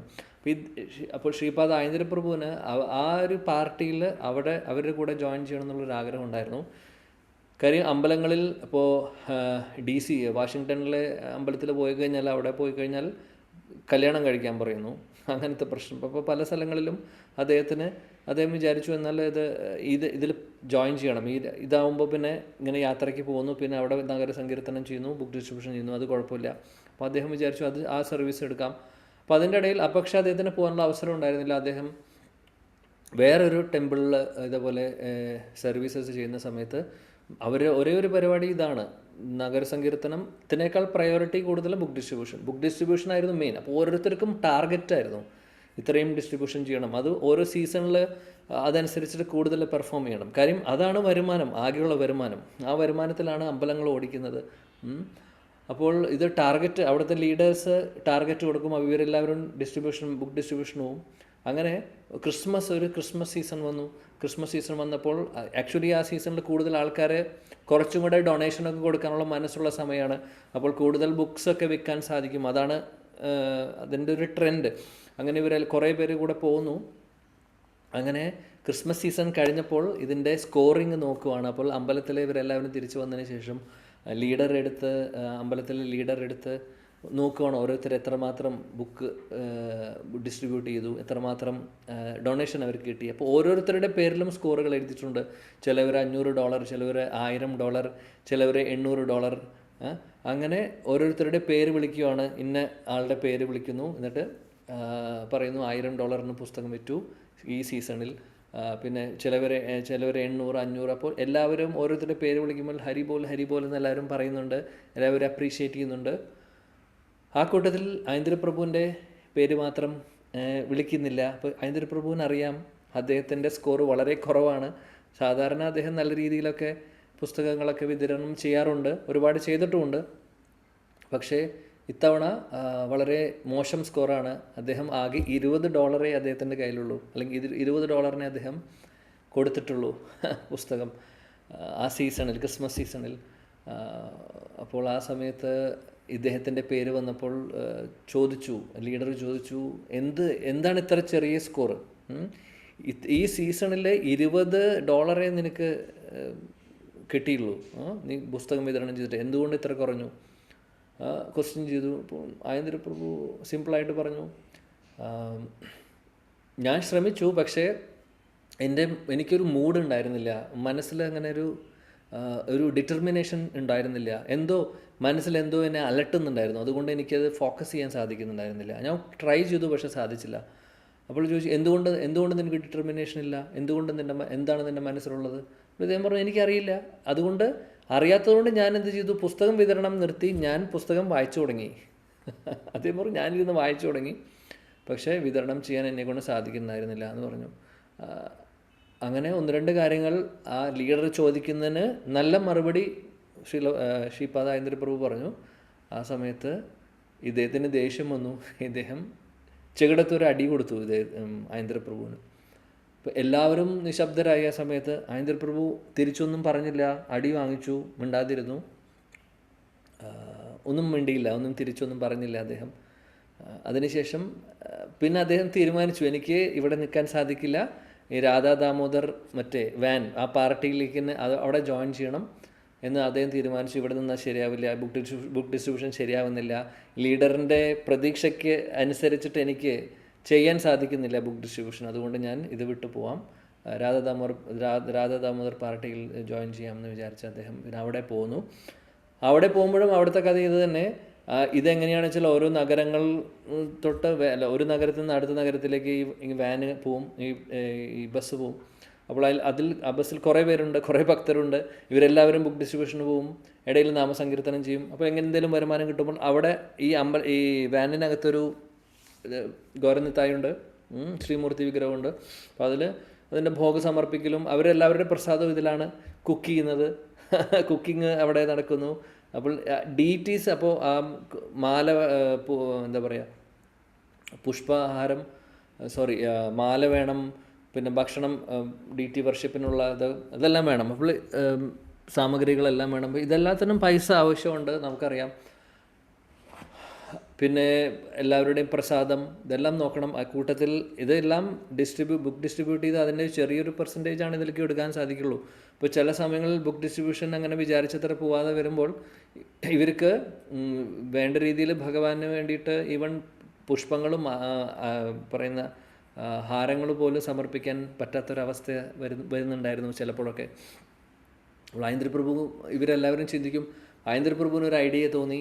അങ്ങനെ ഇവരൊരു ദിവസം താമസിക്കുമ്പോൾ ഒരു സ്ഥലത്ത് ഒരു സിറ്റിയിൽ അവർ നിൽക്കുവാണ്. അപ്പോൾ അദ്ദേഹം അതിലൂടെ കാലത്തൊക്കെ നടക്കുമ്പോൾ, സങ്കീർത്തനം ചെയ്ത് നടക്കുമ്പോൾ ആ ഭാഗത്ത് ഇവർ സിമിത്തേരി കണ്ടിട്ടുണ്ട്. അപ്പോൾ ആ സിമിത്തേരി വലിയൊരു പള്ളിയാണ്, അതിൽ വലിയൊരു സിമിത്തേരിയാണ്. അപ്പോൾ എന്നും ഇതേപോലെ സങ്കീർത്തനത്തിന് മുമ്പ് കാണാം മരിച്ച ആളുകളെ കൊണ്ടുപോകുന്നതും, ഒരുപാട് ആളുകൾ പ്രൊസഷനായി പോകുന്നതും, ഒരുപാട് ആളുകൾ ക്രിമേഷൻ ഇതിനു വേണ്ടി പോകുന്നതൊക്കെ ഇദ്ദേഹം കാണാറുണ്ട്. അപ്പോൾ എല്ലാവരുടെ കയ്യിൽ റീത്തും ബൊക്കയും ഒക്കെ കാണാം. അപ്പോൾ ഇദ്ദേഹത്തിനൊരു ഐഡിയ തോന്നി, അങ്ങനെയാണെങ്കിൽ ഭഗവാന് പുഷ്പങ്ങൾ വാങ്ങിക്കാനുള്ള പൈസയില്ല, വളരെ പരിതാപകരമായിട്ടാണ് ബുക്ക് ഡിസ്ട്രിബ്യൂഷൻ പോകുന്നത്, ശരിയാവുന്നില്ല. എന്നാൽ വിഗ്രഹ ആരാധന സേവനം നിർത്താൻ സാധിക്കില്ല. അപ്പോൾ അദ്ദേഹം തീരുമാനിച്ചു, ഒരു കാര്യം ചെയ്യാം, രാത്രി സിമിത്തേരിയിൽ പോയിട്ട് ആ പുഷ്പങ്ങളും ബൊക്കകളും റീത്തൊക്കെ എടുത്തുകൊണ്ടുവരാം. ഒന്ന് ആലോചിച്ച് നോക്കുക അദ്ദേഹത്തിൻ്റെ ഭാവം. ആ റീത്തിനും അല്ലെങ്കിൽ ബൊക്കയ്ക്കും ശുദ്ധമാണോ എന്നുള്ളതല്ല അദ്ദേഹം ചിന്തിക്കുന്നത്. അദ്ദേഹത്തിൻ്റെ ഒരേ ഒരു ചിന്ത, ഭഗവാനെ സേവിക്കണം, അത് മുടങ്ങരുത്. അതിനുവേണ്ടി പൈസ കൊടുത്ത് പുഷ്പങ്ങൾ വാങ്ങിക്കാനുള്ള പൈസ ഇല്ലാത്തൊരവസ്ഥ, ഒന്നുമില്ല. അമ്പലം നടത്തി, ഇത് അമ്പലമാണ്, ഇത് സഞ്ചരിക്കുന്ന അമ്പലമാണെങ്കിൽ ഇത് അമ്പലമാണ്, അമ്പലം നടത്തി കൊണ്ടുപോകണം. അപ്പോൾ കഴിക്കാനുള്ള പ്രസാദത്തിനുള്ള കുറച്ച് വരുമാനമേ ഉള്ളൂ. ഭഗവാന്റെ കാര്യങ്ങൾക്കുള്ള പുഷ്പങ്ങളും ഹാരങ്ങളും അവിടെ ഡെക്കറേഷനും വേണ്ടിയിട്ടുള്ള സാധനങ്ങൾക്കുള്ള പൈസ കൊടുക്കുന്നില്ല ഇദ്ദേഹത്തിന്. കാര്യം അവർ പറയുന്നു ബേസിക് റിക്വയർമെൻറ്റ് നമ്മുടെ മീറ്റ് ചെയ്യാൻ പറ്റുന്നില്ല, അപ്പോഴാണ് ഇനി എലാബറേറ്റ് ആയിട്ട് ഭഗവാന്റെ സർവീസ് അതേപോലെ ചെയ്യേണ്ട ആവശ്യമില്ല എന്നുള്ള അഭിപ്രായമായിരുന്നു എല്ലാവർക്കും. പക്ഷേ അതുകൊണ്ട് ഇദ്ദേഹം ആരും അറിയാതെയാണ് പോകുന്നത്. എന്നിട്ട് ഇദ്ദേഹം ഒരു ദിവസം ഒരു വാനുമായിട്ട് പോയിട്ട് രാത്രി വണ്ടി അവിടെ പാർക്ക് ചെയ്തിട്ട് മതിൽ ചാടി സെമിത്തേരിയിൽ കിടക്കുന്നു. അപ്പോൾ അദ്ദേഹത്തിൻ്റെ കയ്യിലൊരു ടോർച്ച് ഉണ്ടായിരുന്നു. ടോർച്ചും കൊണ്ട് അദ്ദേഹം പോകുന്നു. അപ്പോൾ പുസ്തകത്തിൽ എഴുതിയിട്ടുണ്ട്, ശ്മശാനത്തിൽ എങ്ങനെയായിരുന്നു ഒരു മൂകത ഉണ്ടാവും അതേപോലെ രാത്രി 2 മണിക്കാണിത് നടക്കുന്നത്. അങ്ങനെ ഇദ്ദേഹം വാൻ പാർക്ക് ചെയ്തിട്ടുണ്ട്. അവിടെ പോയി അടുത്തുള്ള സ്ഥലങ്ങളിലൊക്കെ, അവിടെ അറിയാലോ ഓരോ കോട്ടയുണ്ടാവുമല്ലോ ശവങ്ങളടക്കിയിട്ടുള്ളത്, അവിടെ പോയി റീത്തുകളും ബൊക്കേകളും എല്ലാം അദ്ദേഹം കളക്ട് ചെയ്ത് ഓരോന്നും കുറച്ച് കൊണ്ടുവന്ന് വാനിലിടും. പിന്നെ തിരിച്ചും അദ്ദേഹത്തിന് കയ്യിൽ കൊണ്ടുവരാൻ പറ്റുന്നത് അദ്ദേഹം കൊണ്ടുവരും, തിരിച്ച് വാനിലിടും. അങ്ങനെ 2-3 പ്രാവശ്യം അദ്ദേഹം മതിൽ ചാടി പോകുന്നു, തിരിച്ചു വരുന്നു, അങ്ങനെ ചെയ്തുകൊണ്ടിരിക്കുകയാണ്. അപ്പോൾ ഒരുപാട് കിട്ടി അദ്ദേഹത്തിന്. അതായത് കുറേ ദിവസത്തേക്കുള്ള പുഷ്പങ്ങൾ അദ്ദേഹം ശേഖരിച്ചു ഈ സെമിത്തേരിയിൽ നിന്ന്. അങ്ങനെ അവസാനത്തെ ജമ്പ് അദ്ദേഹം ചെയ്ത് തിരിച്ച് വന്ന സമയത്ത് ഇദ്ദേഹത്തിൻ്റെ കയ്യിലുണ്ടായിരുന്ന ടോർച്ചിൻ്റെ ലൈറ്റ് അവിടെയുള്ള ഈ സെമിത്തേരിയുടെ സെക്യൂരിറ്റി കണ്ടു. അപ്പോൾ ഇവർ ഓൾറെഡി ഈ സംശയം തോന്നിയപ്പോൾ പോലീസിനെ അറിയിച്ചിട്ടുണ്ടായിരുന്നു. ഇദ്ദേഹം അറിഞ്ഞില്ല. ഇദ്ദേഹം ഇതെല്ലാം ലാസ്റ്റ് ചാട്ടം ചാടി പോയിരിക്കുകയാണ്, തിരിച്ചെത്തിയിട്ടില്ല. അദ്ദേഹം കുറേ അവസാനത്തെ പോക്കായിരുന്നു. അതെല്ലാം ശേഖരിച്ച് അദ്ദേഹം തിരിച്ച് വണ്ടി എവിടെ കിടക്കുന്നുണ്ടായിരുന്നു അവിടേക്ക് മതിൽ ചാടി ഇറങ്ങുന്ന സമയത്ത് അവിടെ ഇരുട്ടാണ്. അദ്ദേഹം അവിടെ മതിൽ ചാടി താഴെ ബൊക്കയും ഇതെല്ലാമായി ചാടി നിലത്ത് കാല് കുത്തുന്നതും 12 ജീപ്പുകൾ പോലീസിൻ്റെ ജീപ്പ് അദ്ദേഹത്തെ ചുറ്റി ഓൾറെഡി വളഞ്ഞിരിക്കുന്നുണ്ടായിരുന്നു. ഇദ്ദേഹം ചാടിയ സമയത്ത് വണ്ടിയിലെ ലൈറ്റെല്ലാം ഓൺ ചെയ്തു. അപ്പോൾ ഇദ്ദേഹത്തിന് മനസ്സിലായി പോയി, പോലീസിൻ്റെ വണ്ടിയാണ്. ഇദ്ദേഹത്തിന് മനസ്സിലായി കഴിഞ്ഞു, പോലീസ് പിടിച്ചുകൊണ്ടും ഇനിയിപ്പോൾ എങ്ങനെ രക്ഷപ്പെടും അറിയില്ല, എന്താ അവർ ചെയ്യാൻ പോണെന്നും അറിയില്ല. അപ്പോൾ ഇദ്ദേഹം വളരെ ജെന്യുവിനായിട്ട് പോലീസ് വന്ന് ഇദ്ദേഹത്തിൻ്റെ നേരെ തോക്ക് ചൂണ്ടിക്കൊണ്ട് പറഞ്ഞു, ഹാൻഡ്സപ്പ് എന്ന് പറഞ്ഞു. അദ്ദേഹം സാധനങ്ങൾ നിലത്തിട്ടു, പൂക്കളെല്ലാം, വേറെ ഒന്നും ചെയ്യാൻ സാധിക്കില്ല. അദ്ദേഹത്തോട് ചോദിച്ചു, എന്താണ് നീ ഇവിടെ ചെയ്യുന്നത്? അദ്ദേഹം പറഞ്ഞു, ഞാൻ സത്യം പറയാം എന്താണ് സംഭവം എന്നുള്ളത്. അദ്ദേഹം പറഞ്ഞു, ഹരീന്ദ്ര പ്രഭു ഭഗവാൻ തോന്നിപ്പിച്ചു അകത്തുനിന്ന്. അദ്ദേഹം പറഞ്ഞു, ഞാൻ ഇവിടെ ഒരു പള്ളിയിൽ സേവനം ചെയ്യുന്ന ഒരാളാണ്. പള്ളി എന്നാണ് പറഞ്ഞത്. പള്ളിയിൽ സേവനം ചെയ്യുന്ന ഒരാളാണ്. അവിടെ വരുമാനമില്ല തീരെ പള്ളിയിൽ. എന്നാൽ പള്ളിയിലെ ഓൾട്ടറിൽ ഡെക്കറേറ്റ് ചെയ്യാൻ വേണ്ടിയിട്ട് പുഷ്പങ്ങളൊന്നും വാങ്ങിക്കാൻ വരുമാനമില്ല. അപ്പോൾ ഞാൻ ചിന്തിച്ചു, ഈ മരിച്ചു കിടക്കുന്ന ആളുകൾക്ക് ഇതിൻ്റെ വല്ല ആവശ്യമുണ്ടോ? ഇത്രയും വലിയ പുഷ്പഹാരങ്ങളും റീത്തുകളും ബൊക്കകളുടെ വല്ല കാര്യമുണ്ടോ? ഇതെന്തായാലും അവിടെ ഇരുന്ന് നശിച്ചു പോകുന്നു. എന്നാൽ ആ പുഷ്പങ്ങൾ എടുത്തിട്ട് പള്ളിയിൽ ആ ഓൾട്ടർ ഡെക്കറേറ്റ് ചെയ്യാൻ വേണ്ടി എടുത്താൽ എത്ര ഉപകാരമായി. അത് വിചാരിച്ച് ഞാനിത് എടുക്കാൻ വന്നതാണ്. ആർക്കും ഉപകാരമില്ലാതെ പോകുന്ന സാധനമല്ലേ എന്ന് വിചാരിച്ച് എടുക്കാൻ വന്നതാണെന്ന് പറഞ്ഞു. ഇദ്ദേഹത്തിൻ്റെ ജെനുവിനായിട്ടുള്ള ഹൃദയത്തിലുള്ള കാര്യം പറഞ്ഞു കേട്ടപ്പോൾ പോലീസുകാരന് മനസ്സിലായി ഇത് പാവം ഒരു ശുദ്ധനാണെന്ന് മനസ്സിലായി. പോലീസിൻ്റെ ലീഡർ അദ്ദേഹം ഉറക്കെ ചിരിച്ചിട്ട് പറഞ്ഞു, അവനെ വെറുതെ വിട്ടോളാൻ പറഞ്ഞു. എന്നിട്ട് പറഞ്ഞു, അവിടെയുള്ള പുഷ്പങ്ങളെല്ലാവരും എടുത്തു കൊണ്ടൊക്കോ, പക്ഷേ എല്ലാം കൊണ്ടൊക്കോ, ഇനി നാളെ മുതൽ ഇനി ഇവിടെ കാണരുത്. നിൻ്റെ അവസാനത്തെ വരവാണ്. ഞങ്ങൾ നിന്നെ പിടിച്ചു കൊണ്ടുപോകുന്ന ശിക്ഷിക്കാനൊന്നും പോകുന്നില്ല. ഇനി നിന്നെ ഇവിടെ കാണാൻ പാടില്ല എന്ന് പറഞ്ഞ് വിടുന്നു. അപ്പോൾ ഒന്ന് ആലോചിച്ച് നോക്കൂ, അന്നത്തെ കാലത്ത് എന്തൊക്കെ ചെയ്തിട്ടുണ്ട് അദ്ദേഹം ഭഗവാന്റെ സേവനത്തിന് വേണ്ടി. അത്രയും നിഷ്ഠയായിരുന്നു അദ്ദേഹത്തിന്. അങ്ങനെ കുറേ കഴിഞ്ഞ് സമയം കഴിഞ്ഞു, ഞാൻ അറിഞ്ഞില്ല സമയം കഴിഞ്ഞത്. അങ്ങനെ അദ്ദേഹം 1972 അപ്പോൾ ഇങ്ങനെ കുറേ സംഭവങ്ങൾ. അപ്പോൾ ഇവിടെയും ഒരുപാട് സേവനങ്ങളൊക്കെ ചെയ്തു, ഒരുപാട് പ്രശ്നങ്ങളുണ്ടായി. പ്രശ്നങ്ങളെന്ന് പറഞ്ഞാൽ ഒരുപാട് സ്ട്രഗിൾ ചെയ്യുന്നുണ്ടായിരുന്നു. അതിൻ്റെ ഇടയിൽ ഒരു ദിവസം ശിലപ്രഭാതിനെ കാണുന്നത് 3 വർഷം കഴിഞ്ഞിട്ടാണ്. ദീക്ഷ കഴിഞ്ഞ് 3 വർഷം കഴിഞ്ഞിട്ടാണ് കാണുന്നത്. അങ്ങനെ ഒരു ദിവസം പ്രഭുപാദ് ഉള്ള സമയത്ത് പ്രഭുപാദിൻ്റെ ലെക്ചർ കാണാൻ വേണ്ടി ഇവരെല്ലാവരും കൂടെ പോകുന്നു. ഇപ്പോൾ ഒരുപാട് ദൂരത്താണ് പ്രഭുപാദ് ഉള്ളത്, ന്യൂയോർക്കിലാണ്. ഇപ്പോൾ ഇവർ വേറെ സ്ഥലത്താണ്, വേറെ സിറ്റിയിലാണ്. ഇവിടുന്ന് ഒരു 8 മണിക്കൂറോളം യാത്ര ചെയ്യണം. അപ്പോൾ ഈ രാധാ ദാമോദർ പാർട്ടിയുടെ ലീഡർ പറഞ്ഞു, നമുക്ക് ബുദ്ധിമുട്ടാണ് അവിടെ എത്താൻ. നമ്മുടെ പ്രയോറിറ്റി ബുക്ക് ഡിസ്ട്രിബ്യൂഷനാണ്. ശ്രീല പ്രഭുപാദിനെ കണ്ടില്ലെങ്കിലും കുഴപ്പമില്ല, ബിക്കോസ് നമുക്ക് സ്കോർ ഉണ്ടാവണം, എന്നാലേ നമുക്ക് എന്താ പറയുക റിപ്പോർട്ട് ചെയ്യാൻ സാധിക്കുള്ളൂ. പ്രഭുപാദിന് അത് ഒരുപാട് സന്തോഷം കൊടുക്കും. സോ നമ്മളിത് കണ്ടിന്യൂ ചെയ്യാൻ പോകണ്ടെന്ന് പറഞ്ഞു. അപ്പോൾ ഇദ്ദേഹത്തിന് ഒരുപാട് വിഷമം. ഇദ്ദേഹമാണെങ്കിൽ അദ്ദേഹത്തിൻ്റെ ഗുരുവിനെ കണ്ടിട്ടില്ല ഇതുവരെ. കാണാനുള്ള ആഗ്രഹമുണ്ട്, പക്ഷേ ഇദ്ദേഹത്തിന് പോകാൻ സാധിക്കുന്നില്ല. പക്ഷേ എങ്ങനെയൊക്കെയോ അദ്ദേഹം പറഞ്ഞും അവരെ മനസ്സിലാക്കിപ്പിച്ച് ഇവർ രാത്രി പോയി. രാത്രി ഫുള്ള് ഡ്രൈവ് ചെയ്ത് 8 മണിക്കൂർ ഡ്രൈവ് ചെയ്ത് അങ്ങനെ ന്യൂയോർക്കിലെത്തുന്നു. അപ്പോൾ ഇവരെത്തുമ്പോൾ മംഗളാരതി സമയത്താണ് എത്തുന്നത്. മംഗളാരതി സമയത്താണ് ഇവരെത്തുന്നത്. അപ്പോൾ മംഗളാരതിക്ക് ശേഷം 8 മണി എല്ലാം കഴിഞ്ഞ് 8 മണിയായപ്പോൾ ശ്രീല പ്രഭുപാദ് ഭാഗവതം ക്ലാസ് എടുക്കാൻ വേണ്ടി വന്നു. അപ്പോൾ അന്നാണ് ആദ്യമായിട്ട് പ്രഭുപാദിനെ കാണുന്നത് ഇദ്ദേഹം. ഇദ്ദേഹത്തിന് സീറ്റേ കിട്ടിയില്ല. ഒരു 100 കണക്കിന് ആൾക്കാർ അമ്പലത്തിലുണ്ട്.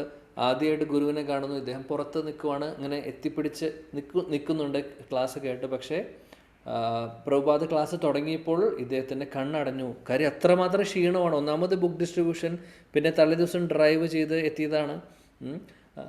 അത്രയും ക്ഷീണം ഉണ്ടായിരുന്നു, ഉറങ്ങിയിട്ടില്ല. അപ്പോൾ അദ്ദേഹത്തിന് ക്ലാസ്സിൽ അദ്ദേഹം മയങ്ങി. പക്ഷേ അദ്ദേഹത്തിൻ്റെ പുസ്തകത്തിൽ പറയുന്നു അദ്ദേഹം കണ്ണടച്ചിട്ടുണ്ട്, അദ്ദേഹം ഉറക്കത്തിലാണ്, പക്ഷേ ക്ലാസ് മുഴുവനും കേൾക്കുന്നുണ്ട്. അതായത് അദ്ദേഹത്തിൻ്റെ സ്വപ്നത്തിൽ പ്രഭുപാദ് ലെക്ചർ എടുക്കുന്നതായിട്ട് അദ്ദേഹം കണ്ടുകൊണ്ടിരിക്കുകയാണ്. ആക്ച്വലി അദ്ദേഹം ഉറങ്ങി, പക്ഷേ അദ്ദേഹം അതേ ലെക്ചർ തന്നെ അദ്ദേഹത്തിൻ്റെ സ്വപ്നത്തിൽ അദ്ദേഹം കേട്ടുകൊണ്ടിരിക്കുകയാണ്. അതുകൊണ്ട് പ്രഭുപാദ് പറയുന്ന ഓരോ കാര്യങ്ങളും അദ്ദേഹത്തിന് കേൾക്കുന്നുണ്ടായിരുന്നു സ്വപ്നത്തിലൂടെ. അങ്ങനെ അദ്ദേഹം ആദ്യം കാണുന്നത് ശ്രീല പ്രഭുപാദിനെ. അപ്പോൾ അതിനുശേഷം അന്നത്തെ ലെക്ചർ കഴിഞ്ഞു. അടുത്ത ദിവസം പ്രഭുപാദ് അവിടെ ഉണ്ടായിരുന്നു. അപ്പോൾ അവരവിടെ നിന്ന് സ്റ്റേ ചെയ്തു. അടുത്ത ദിവസമായപ്പോഴേക്കും ഇദ്ദേഹം ഫ്രഷായി. അന്ന് ഇദ്ദേഹത്തിന് കുറച്ചുകൊണ്ട് അടുത്തുള്ളൊരു സീറ്റ് ഇദ്ദേഹത്തിന് കിട്ടി. നേരത്തെ തന്നെ അമ്പലത്തിൽ വന്നു, പ്രഭുപാദിൻ്റെ അടുത്തിരിക്കുകയാണ്. അപ്പോൾ ലെക്ചർ പ്രഭുപാദ് ചെയ്യുന്നു. അതിനുശേഷം ക്ലാസ്സിന് ശേഷം എല്ലാവരും ബിസ്ക്കറ്റ് കുക്കീസ് ഡിസ്ട്രിബ്യൂട്ട് ചെയ്യുകയാണ്. അപ്പോൾ എല്ലാവരും കൈ നീട്ടുന്നുണ്ട്. അപ്പോൾ കുക്കീസിൻ്റെ ഓരോ ട്രേ കൊണ്ട് പ്രഭുപാദിൻ്റെ മുമ്പിൽ വയ്ക്കും. പ്രഭുപാദ് അത് ഡിസ്ട്രിബ്യൂട്ട് ചെയ്യും. ഇദ്ദേഹം പ്രഭുപാദിൻ്റെ അടുത്താണ് ഇരിക്കുന്നത്. ഇദ്ദേഹത്തിൻ്റെ കൈ ഓൾറെഡി പ്രഭുപാദിൻ്റെ തൊടയുടെ അടുത്ത് ഇങ്ങനെ നിൽക്കുവാണ്. തൊടയോട് തൊട്ടില്ല എന്നുള്ള രീതിയിൽ നിൽക്കുന്നുണ്ട്. എന്നാൽ ആദ്യത്തെ ട്രേ വന്നു, പ്രഭുപാദ് ഡിസ്ട്രിബ്യൂട്ട് ചെയ്തു. ഇദ്ദേഹത്തിന് ബിസ്ക്കറ്റ് കിട്ടിയില്ല, കുക്കീസ് കിട്ടിയില്ല. വലിയ ട്രേ ആണ്. അപ്പോൾ ഇദ്ദേഹം വിചാരിക്കണം പ്രഭുപാദ് നെക്സ്റ്റ് എനിക്ക് തരൂ, പ്രഭുപാദ് എനിക്ക് എന്ന് മനസ്സിലിങ്ങനെ വിചാരിക്കുക. ഒരു ട്രേ കഴിഞ്ഞു, രണ്ടാമത്തെ ട്രേ വന്നു, എല്ലാവർക്കും ഡിസ്ട്രിബ്യൂട്ട് ചെയ്തു. ഇദ്ദേഹത്തിൻ്റെ കൈയിൻ്റെ മുകളിലൂടെ പ്രഭുപാദിൻ്റെ കൈ പോകുന്നുണ്ട്, ഡിസ്ട്രിബ്യൂഷൻ നടത്തുന്നുണ്ട്. അടിയിലൂടെയും മുകളിലൂടെയും സൈഡിലൂടെയും നടക്കുന്നുണ്ട്. ഇദ്ദേഹത്തിന് മാത്രം കുക്കീസ് കിട്ടുന്നില്ല. ഇദ്ദേഹത്തിന് ആകെ വിഷമമായി. രണ്ടാമത്തെ ട്രെയിൻ കഴിഞ്ഞു, പിന്നെ മൂന്നാമത്തെ ട്രേ വന്നു. മൂന്നാമത്തെ ട്രേയിൽ ഡിസ്ട്രിബ്യൂഷനും കഴിഞ്ഞു. അപ്പോൾ അവസാനത്തെ 20 കുക്കീസായി. ഇദ്ദേഹം കണ്ടുകൊണ്ടിരിക്കുകയാണ്, എണ്ണിക്കൊണ്ടിരിക്കുകയാണ്. 20 എണ്ണേ ഉള്ളൂ, എനിക്ക് ഒരെണ്ണം വേണം, എനിക്ക് പ്രഭുപാദിൻ്റെ കയ്യിൽ നിന്ന്, ഗുരുവിൽ നിന്ന് എനിക്കൊരു കുക്കീസ് വേണം എന്നുള്ള ആഗ്രഹത്തോടുകൂടി ഇദ്ദേഹം ചോദിക്കുന്നു. അങ്ങനെ 20 10ആയി, 5ആയി, 3ആയി, 2ആയി, 1ആയി, അവസാനത്തെ കുക്കീസായി. അദ്ദേഹം വിചാരിച്ചു ഇതെങ്കിലും എനിക്ക് കിട്ടും. പക്ഷേ അത് കിട്ടിയില്ല, അത് വേറെ ആൾക്ക് കൊടുത്തു. ഇദ്ദേഹം അപ്പോഴും കൈ വിട്ടിട്ടില്ല, കൈ അവിടെ തന്നെ പിടിച്ചിരിക്കുകയാണ്. അപ്പോൾ പ്രഭുപാദ് അടുത്തുള്ള അദ്ദേഹത്തിൻ്റെ സെർവൻറ്റിനെ വിളിച്ചു. അവിടെ അടുത്ത് ഒരു ശ്രീല പ്രഭുപാദിന് ഒരു ബൊക്കെ കൊടുത്തിട്ടുണ്ടായിരുന്നു അദ്ദേഹം വന്ന സമയത്ത്. അപ്പോൾ അതിൽ നിന്ന് ശ്രീല പ്രഭുപാദ് ഒരു റോസ് എടുത്തു, എന്നിട്ട് അത് ഐന്ദ്ര പ്രഭുവിൻ്റെ കയ്യിൽ വെച്ച് കൊടുത്തു. എന്നിട്ട് ഒന്ന് ചിരിച്ചു പ്രഭുപാദ്. അപ്പോൾ അത് കേട്ടപ്പോൾ ഐന്ദ്ര പ്രഭുവിന് മനസ്സിലായി പ്രഭുപാദ് എനിക്ക് റോസ് തരാൻ വേണ്ടിയിട്ട് എൻ്റെ കൂടെ കളിച്ച നാടകമാണത്. സ്പെഷ്യൽ ഗിഫ്റ്റ് തരാൻ വേണ്ടിയിട്ട്, എൻ്റെ ഗുരുവിൻ്റെ സ്പെഷ്യൽ കാരുണ്യത്തിന് വേണ്ടി കാരുണ്യം കിട്ടാനുള്ള ഭാഗ്യം ഉണ്ടായി എന്ന് വിചാരിച്ചു. അങ്ങനെ ഒരു റോസ് ശ്രീല പ്രഭുപാദിൽ നിന്ന് കിട്ടി. അടുത്ത ദിവസം പ്രഭുപാദ് തിരിച്ച് പോവാണ് അമ്പലത്തിൽ നിന്ന്. അപ്പോൾ ഇവരെല്ലാവരും ഉണ്ട്. ആ സമയത്ത് എല്ലാവരും കാത്തു നിൽക്കുന്നു. പ്രഭുപാദ് റൂമിൽ നിന്ന് വരാൻ വേണ്ടി കാത്തിരിക്കുകയാണ്. പ്രഭുപാദ് അടുത്ത് വേറെ സ്ഥലങ്ങളിലേക്ക് പോവുകയാണ്, പിന്നെ അവിടേക്ക് തിരിച്ചു വരില്ല. അപ്പോൾ ഐന്ദ്രപ്രഭു ഇവരെല്ലാവരും കാത്തിരിക്കുകയാണ്. അപ്പോൾ ഐന്ദ്രപ്രഭു ആ സമയത്ത് അവിടെ ഉണ്ടായിരുന്ന ഒരു ഭക്തൻ ഐന്ദ്രപ്രഭുവിൻ്റെ കഴുത്തിൽ മൃദംഗം കഴുത്തിൽ ഇട്ട് കൊടുത്തിട്ട് കീർത്തനം ചൊല്ലാൻ പറഞ്ഞു. കാര്യം പ്രഭുപാദിനെ വെയിറ്റ് ചെയ്തുകൊണ്ടിരിക്കുക, സമയം വേസ്റ്റ് ചെയ്യാതിരിക്കാൻ വേണ്ടി. അങ്ങനെ ഐന്ദ്രപ്രഭു കീർത്തനം ചൊല്ലി തുടങ്ങി. അദ്ദേഹം മൃദംഗം കൊട്ടുന്നു, കീർത്തനം ചൊല്ലുന്നുണ്ട്. നല്ല ട്യൂണിൽ ഹരേകൃഷ്ണ മഹാമന്ത്രം, പ്രഭുപാദിൻ്റെ ട്യൂണിൽ ഹരേകൃഷ്ണ മഹാമന്ത്രം ചൊല്ലുന്നുണ്ട്. പ്രഭുപാദ് എത്തിയിട്ടില്ല. അങ്ങനെ 5 മിനിറ്റായി 10 മിനിറ്റായി. പ്രഭുപാദിനെ എല്ലാവരും കാത്തിരിക്കുകയാണ്. വണ്ടി വന്നിട്ടുണ്ട് പോകാനുള്ളത്. അങ്ങനെ അവസാനം പ്രഭുപാദ് പുറത്ത് വരുന്നു. ശിലപ്രഭുപാദ് പുറത്ത് വരുന്ന സമയത്ത് പുറത്ത് വരുമ്പോൾ അത് കീർത്തനം കേട്ടുകൊണ്ടാണ് വരുന്നത്. ഐന്ദ്രപ്രഭുവിൻ്റെ കീർത്തനം കേട്ടുകൊണ്ടാണ് വരുന്നത്. അങ്ങനെ കേട്ട് ഇങ്ങനെ നടന്നു വരുമ്പോൾ ശിലപ്രഭുപാദ് കൂടെ ഹരേ കൃഷ്ണ എന്ന് പാടുന്നുണ്ട്, കീർത്തനം ചൊല്ലുന്നുണ്ട്. അപ്പോൾ എന്നിട്ട് ഇദ്ദേഹം പ്രഭുപാദ് നടന്നുകൊണ്ട് ഐന്ദ്രപ്രഭുവും ബാക്കിയുള്ളവരും പുറകിൽ നടക്കുന്നുണ്ട്. ഐന്ദ്രപ്രഭുവിൻ്റെ മൃദംഗവും ഉണ്ട്, അദ്ദേഹം തന്നെ പാടുന്നത്. അങ്ങനെ കുറച്ച് ദൂരം നടന്ന് പ്രഭുപാദ് വീണ്ടും ഹരേകൃഷ്ണ മന്ത്രം ചൊല്ലുന്നുണ്ട്. അപ്പോൾ കുറേ പേര് പുഷ്പങ്ങൾ ഇടുന്നുണ്ട്. പ്രഭുപാദ് നടന്നു പോകുന്ന സ്ഥലത്ത് അദ്ദേഹം തിരിച്ച് വണ്ടിയിലേക്ക് പോവാണ്. ആ സമയത്ത് വണ്ടി എത്തുന്നേക്കാൾ കുറച്ച് മുമ്പ്, വണ്ടി എത്തുന്നേക്കാൾ ജസ്റ്റ് മുമ്പ് അദ്ദേഹം തിരിഞ്ഞു. ശിലപ്രഭുപാദ് തിരിഞ്ഞിട്ട് അപ്പോഴും അദ്ദേഹത്തിൻ്റെ നാവിൽ ഹരേകൃഷ്ണ മഹാമന്ത്രം കീർത്തനം പാടിക്കൊണ്ടിരിക്കുകയാണ്. ഐന്ദ്രപ്രഭു പാടുന്നുണ്ട്, ഇദ്ദേഹം റിപ്പീറ്റ് ചെയ്ത് ഇദ്ദേഹം പാടുന്നുണ്ട് കൂട്ടത്തിൽ. അങ്ങനെ ശിലപ്രഭുപാദ് ഐന്ദ്രപ്രഭുവിനെ നോക്കി പറഞ്ഞു, ഒന്ന് മൊത്തത്തിൽ അദ്ദേഹത്തെ നോക്കിയിട്ട് പറഞ്ഞു, ജയ് ജയ് എന്ന് പറഞ്ഞു. ഒരു പ്രാവശ്യം ജയ് എന്ന് പറഞ്ഞു. അത് കഴിഞ്ഞ് ശിലപ്രഭുപാദ് പോയി. ആ ജയ് ഐന്ദ്രപ്രഭു അദ്ദേഹത്തിൻ്റെ ജീവിതത്തിലെ ഏറ്റവും വലിയ ഗുരുവിൻ്റെ ഉപദേശമായിട്ടെടുത്തു. ശിലപ്രഭുപാദിന് നാമസങ്കീർത്തനം ഇഷ്ടമാണ്. അദ്ദേഹത്തിൻ്റെ ആഗ്രഹമാണ്, അദ്ദേഹത്തിൻ്റെ ഇഷ്ടം. ഐന്ദ്രപ്രഭു ചിന്തിക്കുകയാണ്, ശ്രീ ചൈതന്യ മഹാപ്രഭുവിൻ്റെ ആന്തോളനം ഹരിനാമ സങ്കീർത്തനത്തിൻ്റെ ആന്തോളനമാണ്. ഹരിനാമ സങ്കീർത്തനം ഇവിടെ നല്ല രീതിയിൽ പ്രചരിക്കണം. അതുകൊണ്ട് ശിലപ്രഭുപാദിൻ്റെ ആഗ്രഹമാണ് നാമസങ്കീർത്തനം എല്ലായിടത്തും എത്തണമെന്നുള്ളത്. അപ്പോൾ അതുകൊണ്ട് ഐന്ദ്രപ്രഭു തീരുമാനിച്ചു, ഈ നാമസങ്കീർത്തനമായിരിക്കും ഇനി എൻ്റെ ജീവിതത്തിലെ ഒരേ ഒരു കാര്യം എന്നന്ന് അദ്ദേഹം തീരുമാനം എടുക്കുകയാണ്. അങ്ങനെ അതിൻ്റെ ഇടയിൽ, അതിന് മുമ്പ് അദ്ദേഹം 72 വൃന്ദാവനത്തിൽ വന്ന് തിരിച്ചു വരുന്നുണ്ട്. അത് സമയമില്ല പറയാൻ. 72 അദ്ദേഹം വന്നു, തിരിച്ച് ഇന്ത്യയിലേക്ക് വരുന്നു. വൃന്ദാവനത്തിലേക്ക് വരുന്നത് തന്നെ ഒരുപാട് നാടകീയമായിട്ടാണ്, ഒരുപാട് കഷ്ടപ്പെട്ടിട്ടാണ്. ആദ്യം മായപ്പൂരിൽ വന്ന്, കൽക്കട്ടയിൽ വന്നു, മായപ്പൂരിൽ വന്നു, പിന്നെ അതിനുശേഷം വൃന്ദാവനത്തിലേക്ക് വന്ന്. അപ്പോൾ അവിടെ കൃഷ്ണബലറാം അമ്പലത്തിൽ ഈ 24 അവർ കീർത്തൻ ഇങ്ങനെ സ്റ്റാർട്ട് ചെയ്ത പോലെ ഉണ്ട്, പക്ഷേ അത് കണ്ടിന്യൂ ചെയ്യുന്നില്ല ആരും. അത് ബ്രേക്കായി. പ്രഭുപാദിൻ്റെ ഒരു ആഗ്രഹം ആയിരുന്നു അത് ചെയ്യണം എന്നുള്ളത്. അപ്പോൾ അത് ചെയ്യാൻ ആളുമില്ല, അപ്പോൾ അത് നടക്കുന്നില്ല. വൃന്ദാവനത്തിൽ 24 മണിക്കൂറും കീർത്തനം വേണമെന്നുള്ളൊരു ആഗ്രഹം പ്രഭുപാദിന് ആദ്യം മുതലേ ഉണ്ടായിരുന്നു. അപ്പോൾ അതിനുശേഷം ഇദ്ദേഹം പിന്നെ തിരിച്ച് അദ്ദേഹം ഇതെല്ലാം കണ്ട്, വൃന്ദാവനെല്ലാം കണ്ട് തിരിച്ച് അമേരിക്കയിൽ വരുന്നു. പിന്നെ കുറച്ചു കാലം കൂടെ അദ്ദേഹം അവിടെ നിൽക്കുന്നു. 76 പിന്നെ അദ്ദേഹം ഹരിനാമ സങ്കീർത്തനം 1986 അദ്ദേഹം പ്രഭുപാദെല്ലാം പോയതിന് ശേഷം വൃന്ദാവനത്തിലേക്ക് എന്നേക്കുമായി പോവുകയാണ് ചെയ്യുന്നത്. എല്ലാം ഉപേക്ഷിച്ച്, അമേരിക്കയിലെല്ലാം ഉപേക്ഷിച്ച്, ഈ പറയുന്ന മറ്റുള്ള ഒരുപാട് സേവനങ്ങൾ അദ്ദേഹം ചെയ്തുകൊണ്ടിരുന്നു. അതെല്ലാം ഉപേക്ഷിച്ച് അദ്ദേഹം ഐന്ദ്രപ്രഭു വൃന്ദാവനത്തിലേക്ക് പോകുന്നു. അങ്ങനെ വൃന്ദാവനത്തിൽ പോയിട്ട് അദ്ദേഹം ഈ 24 അവർ കീർത്തൻ, അഖണ്ഡ നാമ കീർത്തനം കൃഷ്ണബലറാം അമ്പലത്തിൽ സ്റ്റാർട്ട് ചെയ്യുകയാണ് ചെയ്യുന്നത്. 24 അവേഴ്സിൽ 22 മണിക്കൂറൊക്കെ 23 മണിക്കൂർ അദ്ദേഹം തനിയെ ഉണ്ടായിരുന്നുള്ളൂ പാടാൻ. തുടക്കത്തിൽ ആരും ഉണ്ടായിരുന്നില്ല അദ്ദേഹത്തെ സഹായിക്കാൻ പോലും. മൃദംഗം വായിക്കുക, ഹാർമോണിയം വായിക്കുക, അങ്ങനെ അദ്ദേഹം തന്നെ പലതും ചെയ്തുകൊണ്ടിരിക്കുകയായിരുന്നു. അങ്ങനെ ആരെങ്കിലും അമ്പലത്തിൽ വരുന്നവരെ ഇടയ്ക്ക് സഹതാപം തോന്നി അവിടെ വന്നിരിക്കും, കറുത്താല കുട്ടും, കുറച്ച് കഴിഞ്ഞ് അവരെ എണീറ്റ് പോവും. അങ്ങനെയൊക്കെയായിരുന്നു അവസ്ഥ. പക്ഷേ ആ ശിലപ്രഭുപാദ് അന്ന് പറഞ്ഞ ജയ് എന്ന് പറഞ്ഞത് ഐന്ദ്രപ്രഭുവിൻ്റെ ഹൃദയത്തിലാണ് കൊണ്ടത്.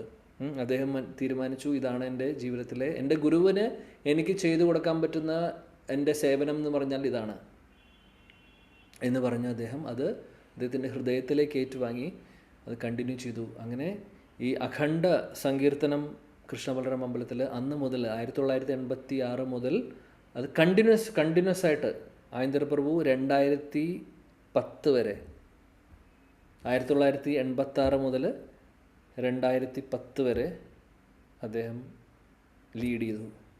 ഈ 24 hours അല്ലെങ്കിൽ അഖണ്ഡ നാമ കീർത്തനം. അതിനിടയിൽ ഒരുപാട് കാര്യങ്ങൾ സംഭവിച്ചു അദ്ദേഹത്തിൻ്റെ ജീവിതത്തിൽ. എല്ലാം ഉപേക്ഷിച്ച് അമേരിക്കൻ പാസ്പോർട്ടെല്ലാം അദ്ദേഹം യമുനയിലേക്ക് വലിച്ചെറിഞ്ഞു. ഇന്ത്യൻ സിറ്റിസൺഷിപ്പ് അദ്ദേഹത്തിന് കിട്ടി.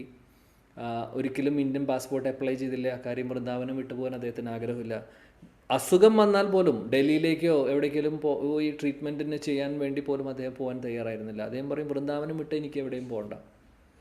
ഒരു സ്ഥലത്തേക്ക് അദ്ദേഹം പോവില്ല. വൃന്ദാവനവുമായിട്ട് അത്രയും അറ്റാച്ച്ഡ് ആയിരുന്നു അദ്ദേഹം. വൃന്ദാവനവും രാധാ ശ്യാമസുന്ദറും ആയിരുന്നു അദ്ദേഹത്തിൻ്റെ ജീവിതം മുഴുവനും.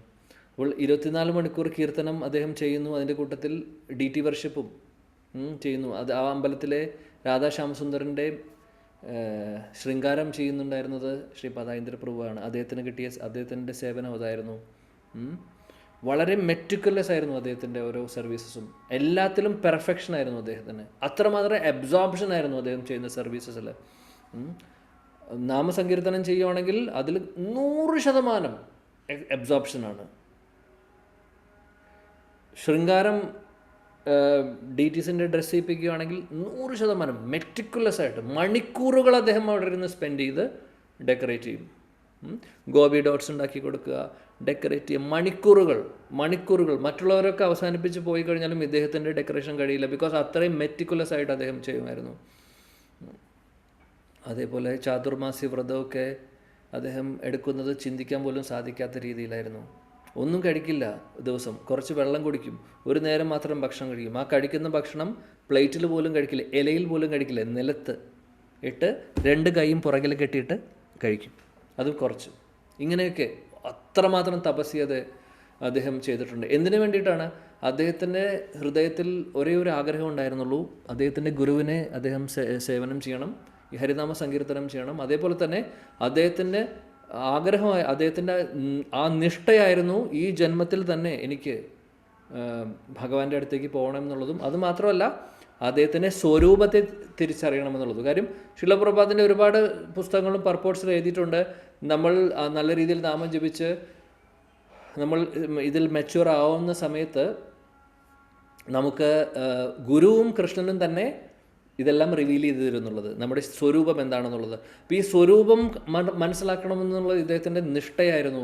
അദ്ദേഹത്തിന് അതിനു വേണ്ടിയിട്ട് എന്ത് വ്രതം എടുക്കാൻ അദ്ദേഹം തയ്യാറായിരുന്നു. അതേപോലെ ചന്ദ്രായനം വ്രതം, അതേപോലെ ചാതുർമാസ്യമൊക്കെ ആരും എടുക്കാത്ത രീതിയിൽ അദ്ദേഹം എടുക്കുമായിരുന്നു. അത്രമാത്രം എന്താ പറയുക, നമുക്ക് ചിന്തിക്കാൻ പോലും പറ്റാത്ത രീതിയിൽ. കാര്യം അദ്ദേഹത്തിന് ഒരേ ഒരു ലക്ഷ്യം ഉണ്ടായിരുന്നുള്ളൂ, അതായത് I want to get Krishna in this lifetime. I want to get the service of Radha and Krishna. ആ ദൃഢനിശ്ചയം ഇത് വളരെ അത്യാവശ്യമാണ് ഭക്തിയിൽ. ശ്രീപാദ ഇന്ദ്രപ്രഭു അതിൻ്റെ മാസ്റ്ററാണ്. അദ്ദേഹം ഒരുപാട് തപസ്യകളെല്ലാം ചെയ്തു. പറയാൻ ഒരുപാടുണ്ട്, നമുക്ക് സമയം കഴിഞ്ഞു. ഞാൻ ഓൾറെഡി ലേറ്റായിപ്പോയി, ഞാൻ അവസാനിപ്പിക്കുന്നു. അപ്പോൾ അദ്ദേഹത്തിൻ്റെ ലൈഫിൽ കുറേ കാര്യങ്ങൾ നടക്കുന്നു. അങ്ങനെ 2010 ഈ ദിവസം ഈ തിഥിയിലാണ് നമ്മളെ വിട്ട് പോകുന്നത് ശ്രീപദായിന്ദ്ര പ്രഭു.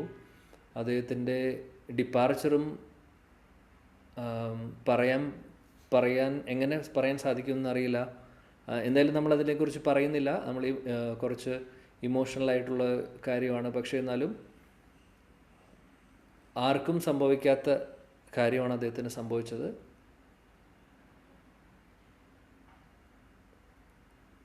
അദ്ദേഹം ശരീരം വിടുന്ന സമയത്ത് ഗ്യാസ് ലീക്ക് ഉണ്ടായിരുന്നു. അദ്ദേഹത്തിൻ്റെ റൂമിൽ അദ്ദേഹത്തിന് 2000-ഓളം ശാലിഗ്രാം ശിലയുണ്ടായിരുന്നു.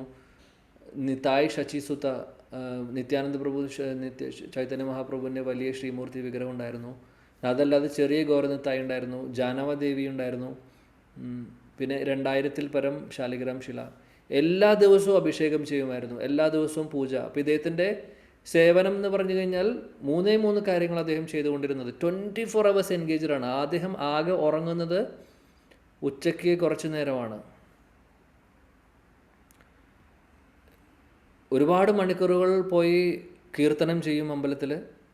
പിന്നെ രാധാ ശ്യാമസുന്ദറിൻ്റെ ശൃംഗാരം ചെയ്യും. അതിനുശേഷം അദ്ദേഹത്തിൻ്റെ പേഴ്സണൽ ഡേറ്റീസ്, അദ്ദേഹത്തിൻ്റെ റൂമിലുള്ള ഡേറ്റീസ്, ഈ 2000 ശാലിഗ്രാമിൻ്റെ അഭിഷേകം ചെയ്യും. അതേപോലെ നിതായ് ശച്ചിസുതയുടെ, പിന്നെ അവർക്ക് വേണ്ടിയിട്ടുള്ള ഭോഗ് അദ്ദേഹം തന്നെ സ്വന്തം കൈകളുകൊണ്ട് കുക്ക് ചെയ്തിട്ടാണ് ഓഫർ ചെയ്യുന്നത്. ഏകദേശം അതായത് അദ്ദേഹത്തിൻ്റെ മണിക്കൂറുകൾ 4-5 മണിക്കൂർ വേണം ശൃംഗാരം തന്നെ, ഈ ശാലിഗ്രാം ശിലയുടെ അഭിഷേകവും മറ്റുള്ള കാര്യങ്ങളും ചെയ്യാൻ തന്നെ. പിന്നെ പ്രസാദം കുക്ക് ചെയ്യാൻ സമയമെടുക്കും. ഇത് അദ്ദേഹത്തിൻ്റെ ഡീറ്റെയിൽസിന് വേണ്ടിയിട്ടുള്ളത്. കൂട്ടത്തിൽ അമ്പലത്തിൽ പോയിട്ട് സങ്കീർത്തനം ചെയ്യും മണിക്കൂറുകളോളം. പിന്നെ അദ്ദേഹത്തിൻ്റെ ജപം, ദിവസം 118 മാലയോളം ജപിക്കുമായിരുന്നു. പിന്നെ രാധാശ്യാം സുന്ദറിൻ്റെ ശൃംഗാരം, ഇതെല്ലാം. അപ്പോൾ 24 hours പാക്ഡ് ആയിരുന്നു. വെറും 1-2 മണിക്കൂറൊക്കെ ആയിരുന്നു അദ്ദേഹം ഒന്ന് റെസ്റ്റ് ചെയ്യുന്നുണ്ടായിരുന്നു. അതും ഉച്ച സമയത്ത്. രാത്രി ഫുൾ അദ്ദേഹം ബിസിയാണ്. രാത്രി ഫുള്ള് ഇതായിരുന്നു അദ്ദേഹത്തിൻ്റെ കുക്കിങ്ങും DTസിനുള്ള DT വർഷിപ്പും അഭിഷേകവും ഒക്കെ അദ്ദേഹം രാത്രിയിലായിരുന്നു ചെയ്തുകൊണ്ടിരുന്നത്. പിന്നെ അതിൻ്റെ ഒപ്പം നാമജപവും എല്ലാം കൂടി അദ്ദേഹം ഒരുമിച്ച് ചെയ്യുമായിരുന്നു. അങ്ങനെ ഇദ്ദേഹത്തിൻ്റെ അബ്സോർപ്ഷൻ കാരണം ഇദ്ദേഹം അറിഞ്ഞില്ല ഗ്യാസ് ലീക്കാവുന്നത്. ആക്ച്വലി അത് ഫ്ലാഷായി. എന്നിട്ട് അദ്ദേഹം ഈ ലോകം വിട്ട് ഭഗവാന്റെ അടുത്തേക്ക് പോകുന്ന സമയത്ത് അദ്ദേഹത്തിൻ്റെ പുസ്തകങ്ങളിൽ പറഞ്ഞിട്ടുണ്ട്, അദ്ദേഹം പോകുന്നേക്കാൾ മുമ്പ് തന്നെ അദ്ദേഹത്തിന് റിവീൽ ചെയ്തിട്ടുണ്ടായിരുന്നു ശീല പ്രഭുപാദ് അദ്ദേഹത്തിൻ്റെ സ്വരൂപം എന്താണെന്നുള്ളത്. അദ്ദേഹം പറഞ്ഞിട്ടുണ്ട് അദ്ദേഹത്തിൻ്റെ പുസ്തകത്തിലൂടെ, ശ്രീമതി രാധാറാണിയുടെ പ്രിയപ്പെട്ട പാലിദാസിയായിട്ടുള്ള അനങ്കമഞ്ജരി, അദ്ദേഹം രാധാറാണിയുടെ അനുജത്തി തന്നെയാണ്, എന്നാൽ പാലിദാസിയാണ്, മഞ്ജരിയാണ് അനങ്കമഞ്ജരിയുടെ അനങ്കമഞ്ജരിയുടെ കൂടെയാണ് ഐന്ദ്ര പ്രഭുവിൻ്റെ സ്ഥാനം. അനങ്കമഞ്ജരിയെ സെർവ് ചെയ്യുന്ന മഞ്ജരിയാണ് ഐന്ദ്ര പ്രഭു. അതാണ് അദ്ദേഹത്തിൻ്റെ സ്വരൂപം. അപ്പോൾ ഇതെല്ലാം അദ്ദേഹം ഓൾറെഡി റിവീൽ ചെയ്തിട്ടുണ്ട്. അദ്ദേഹത്തിന് മനസ്സിലായിട്ടുണ്ടായിരുന്നു കുറച്ച് വർഷങ്ങൾ മുമ്പ് തന്നെ. അപ്പോൾ ഫുള്ളി അബ്സോർബ്ഡ് ആയിരുന്നു. അദ്ദേഹം പുറമേ നടക്കുന്നതൊന്നും അദ്ദേഹത്തെ ബാധിക്കുന്നുണ്ടായിരുന്നില്ല. അത്രമാത്രം വൃന്ദാവനം, അദ്ദേഹത്തിൻ്റെ ശ്രീമൂർത്തി വിഗ്രഹം, രാധാശ്യാമസുന്ദർ, നാമസങ്കീർത്തനം, ഇതല്ലാതെ വേറെ ഒന്നുമില്ല. പിന്നെ ചിലപ്പോഴൊക്കെ അദ്ദേഹത്തെ ഭാഗവതം ക്ലാസ് എടുക്കാൻ അമ്പലത്തിൽ വിളിക്കും. അദ്ദേഹത്തിന് 1 മണിക്കൂർ, എല്ലായ്പ്പോഴും 1 മണിക്കൂറാണ് ക്ലാസ് എടുക്കാനുള്ള സമയം. അദ്ദേഹം 4-4.5 മണിക്കൂറാണ് ക്ലാസ് എടുക്കുന്നത്. കാര്യം അദ്ദേഹത്തിൻ്റെ ഇൻവോൾവ്മെൻ്റ് അതാണ്. എന്ത് കാര്യം അദ്ദേഹം ചെയ്യുന്നുണ്ടോ 100% അതിൽ ഇൻവോൾവ് ആണ് അദ്ദേഹം. 4 മണിക്കൂറോളം ക്ലാസ്സുകളൊക്കെ എടുക്കും ചില സമയത്ത് അമ്പലത്തിൽ. അങ്ങനെ അദ്ദേഹം 2010 ഈ ദിവസം, ഈ തിഥിയിൽ അദ്ദേഹം വിട്ടുപോകുന്നു. അദ്ദേഹം പോകുന്ന സമയത്ത് ശബ്ദം കേൾക്കുന്നുണ്ട് ബ്ലാസ്റ്റ് ആയതിൻ്റെ. പക്ഷേ റൂമെല്ലാം ആരും അറിഞ്ഞില്ലേ. കാര്യം ഇദ്ദേഹത്തിൻ്റെ റൂം ഫുൾ സൗണ്ട് പ്രൂഫ് ആയിരുന്നു. കാര്യം എപ്പോഴും നാമസങ്കീർത്തനം ചെയ്യുന്ന റൂമാണ്. അപ്പോൾ ഇത് ഫുൾ സൗണ്ട് പ്രൂഫ് സിസ്റ്റം. അദ്ദേഹത്തിൻ്റെ റെക്കോർഡിങ് നടക്കുന്നുണ്ടായിരുന്നു. അദ്ദേഹം കുറേ ആൽബംസ്, വൃന്ദാവനം മെലോസ് എന്ന് പറഞ്ഞ കുറേ ഹരകൃഷ്ണ ആൽബംസ് ഇറക്കിയിട്ടുണ്ടായിരുന്നു അന്നത്തെ കാലത്ത്. അപ്പോൾ ഇതെല്ലാം റെക്കോർഡിങ് ഇദ്ദേഹത്തിൻ്റെ റൂമിലാണ് ചെയ്തിരുന്നത്. അപ്പോൾ അതിനു വേണ്ടി സൗണ്ട് പ്രൂഫ് ചെയ്തിരിക്കുകയായിരുന്നു അദ്ദേഹത്തിൻ്റെ റൂം മുഴുവനും. സൗണ്ട് പ്രൂഫ് ചെയ്തതുകൊണ്ട് പുറമേക്ക് ഒരു ശബ്ദം പോലും കേൾക്കില്ല. അപ്പോൾ ഈ സിലിണ്ടർ ബ്ലാസ്റ്റ് ആയതിൻ്റെ ശബ്ദം പോലും പുറത്ത് കേട്ടിട്ടില്ല ആരും. ഐന്ദ്ര പ്രഭുവിനെ കാണാതെ ആളുകൾ അന്വേഷിച്ച് വരികയാണ് ചെയ്യുന്നത്. സാധാരണ അദ്ദേഹത്തിനെ കാണുന്ന സമയം കഴിഞ്ഞിട്ടും കാണാതെ വന്നപ്പോൾ അന്വേഷിച്ച് വരുമ്പോഴാണ് ഈ റൂമിനകത്തുനിന്ന് കുറച്ച് പുക വരുന്നത്, സൈഡിൽ കൂടെ വരുന്നതായിട്ട് കാണുന്നത്. അങ്ങനെ ഇവർ കുത്തിപ്പൊളിച്ച് അകത്ത് കയറി നോക്കുവാണ്. അപ്പോൾ കാണുന്ന കാഴ്ച ശ്രീപാദ ഐന്ദ്ര പ്രഭു നിതായ് ശച്ചിസുത, വലിയ ശ്രീമൂർത്തി വിഗ്രഹമാണ് അദ്ദേഹത്തിൻ്റെ. ആ നിതായ് ശച്ചിസുതയിലെ നിത്യാനന്ദ പ്രഭുവിൻ്റെ തൃപ്പാദങ്ങൾ കെട്ടിപ്പിടിച്ചുകൊണ്ട് നമസ്കരിച്ചുകൊണ്ട് പഞ്ചാംഗ പ്രണാമം ചെയ്തുകൊണ്ട് അദ്ദേഹത്തിൻ്റെ പൊസിഷൻ അങ്ങനെയായിരുന്നു.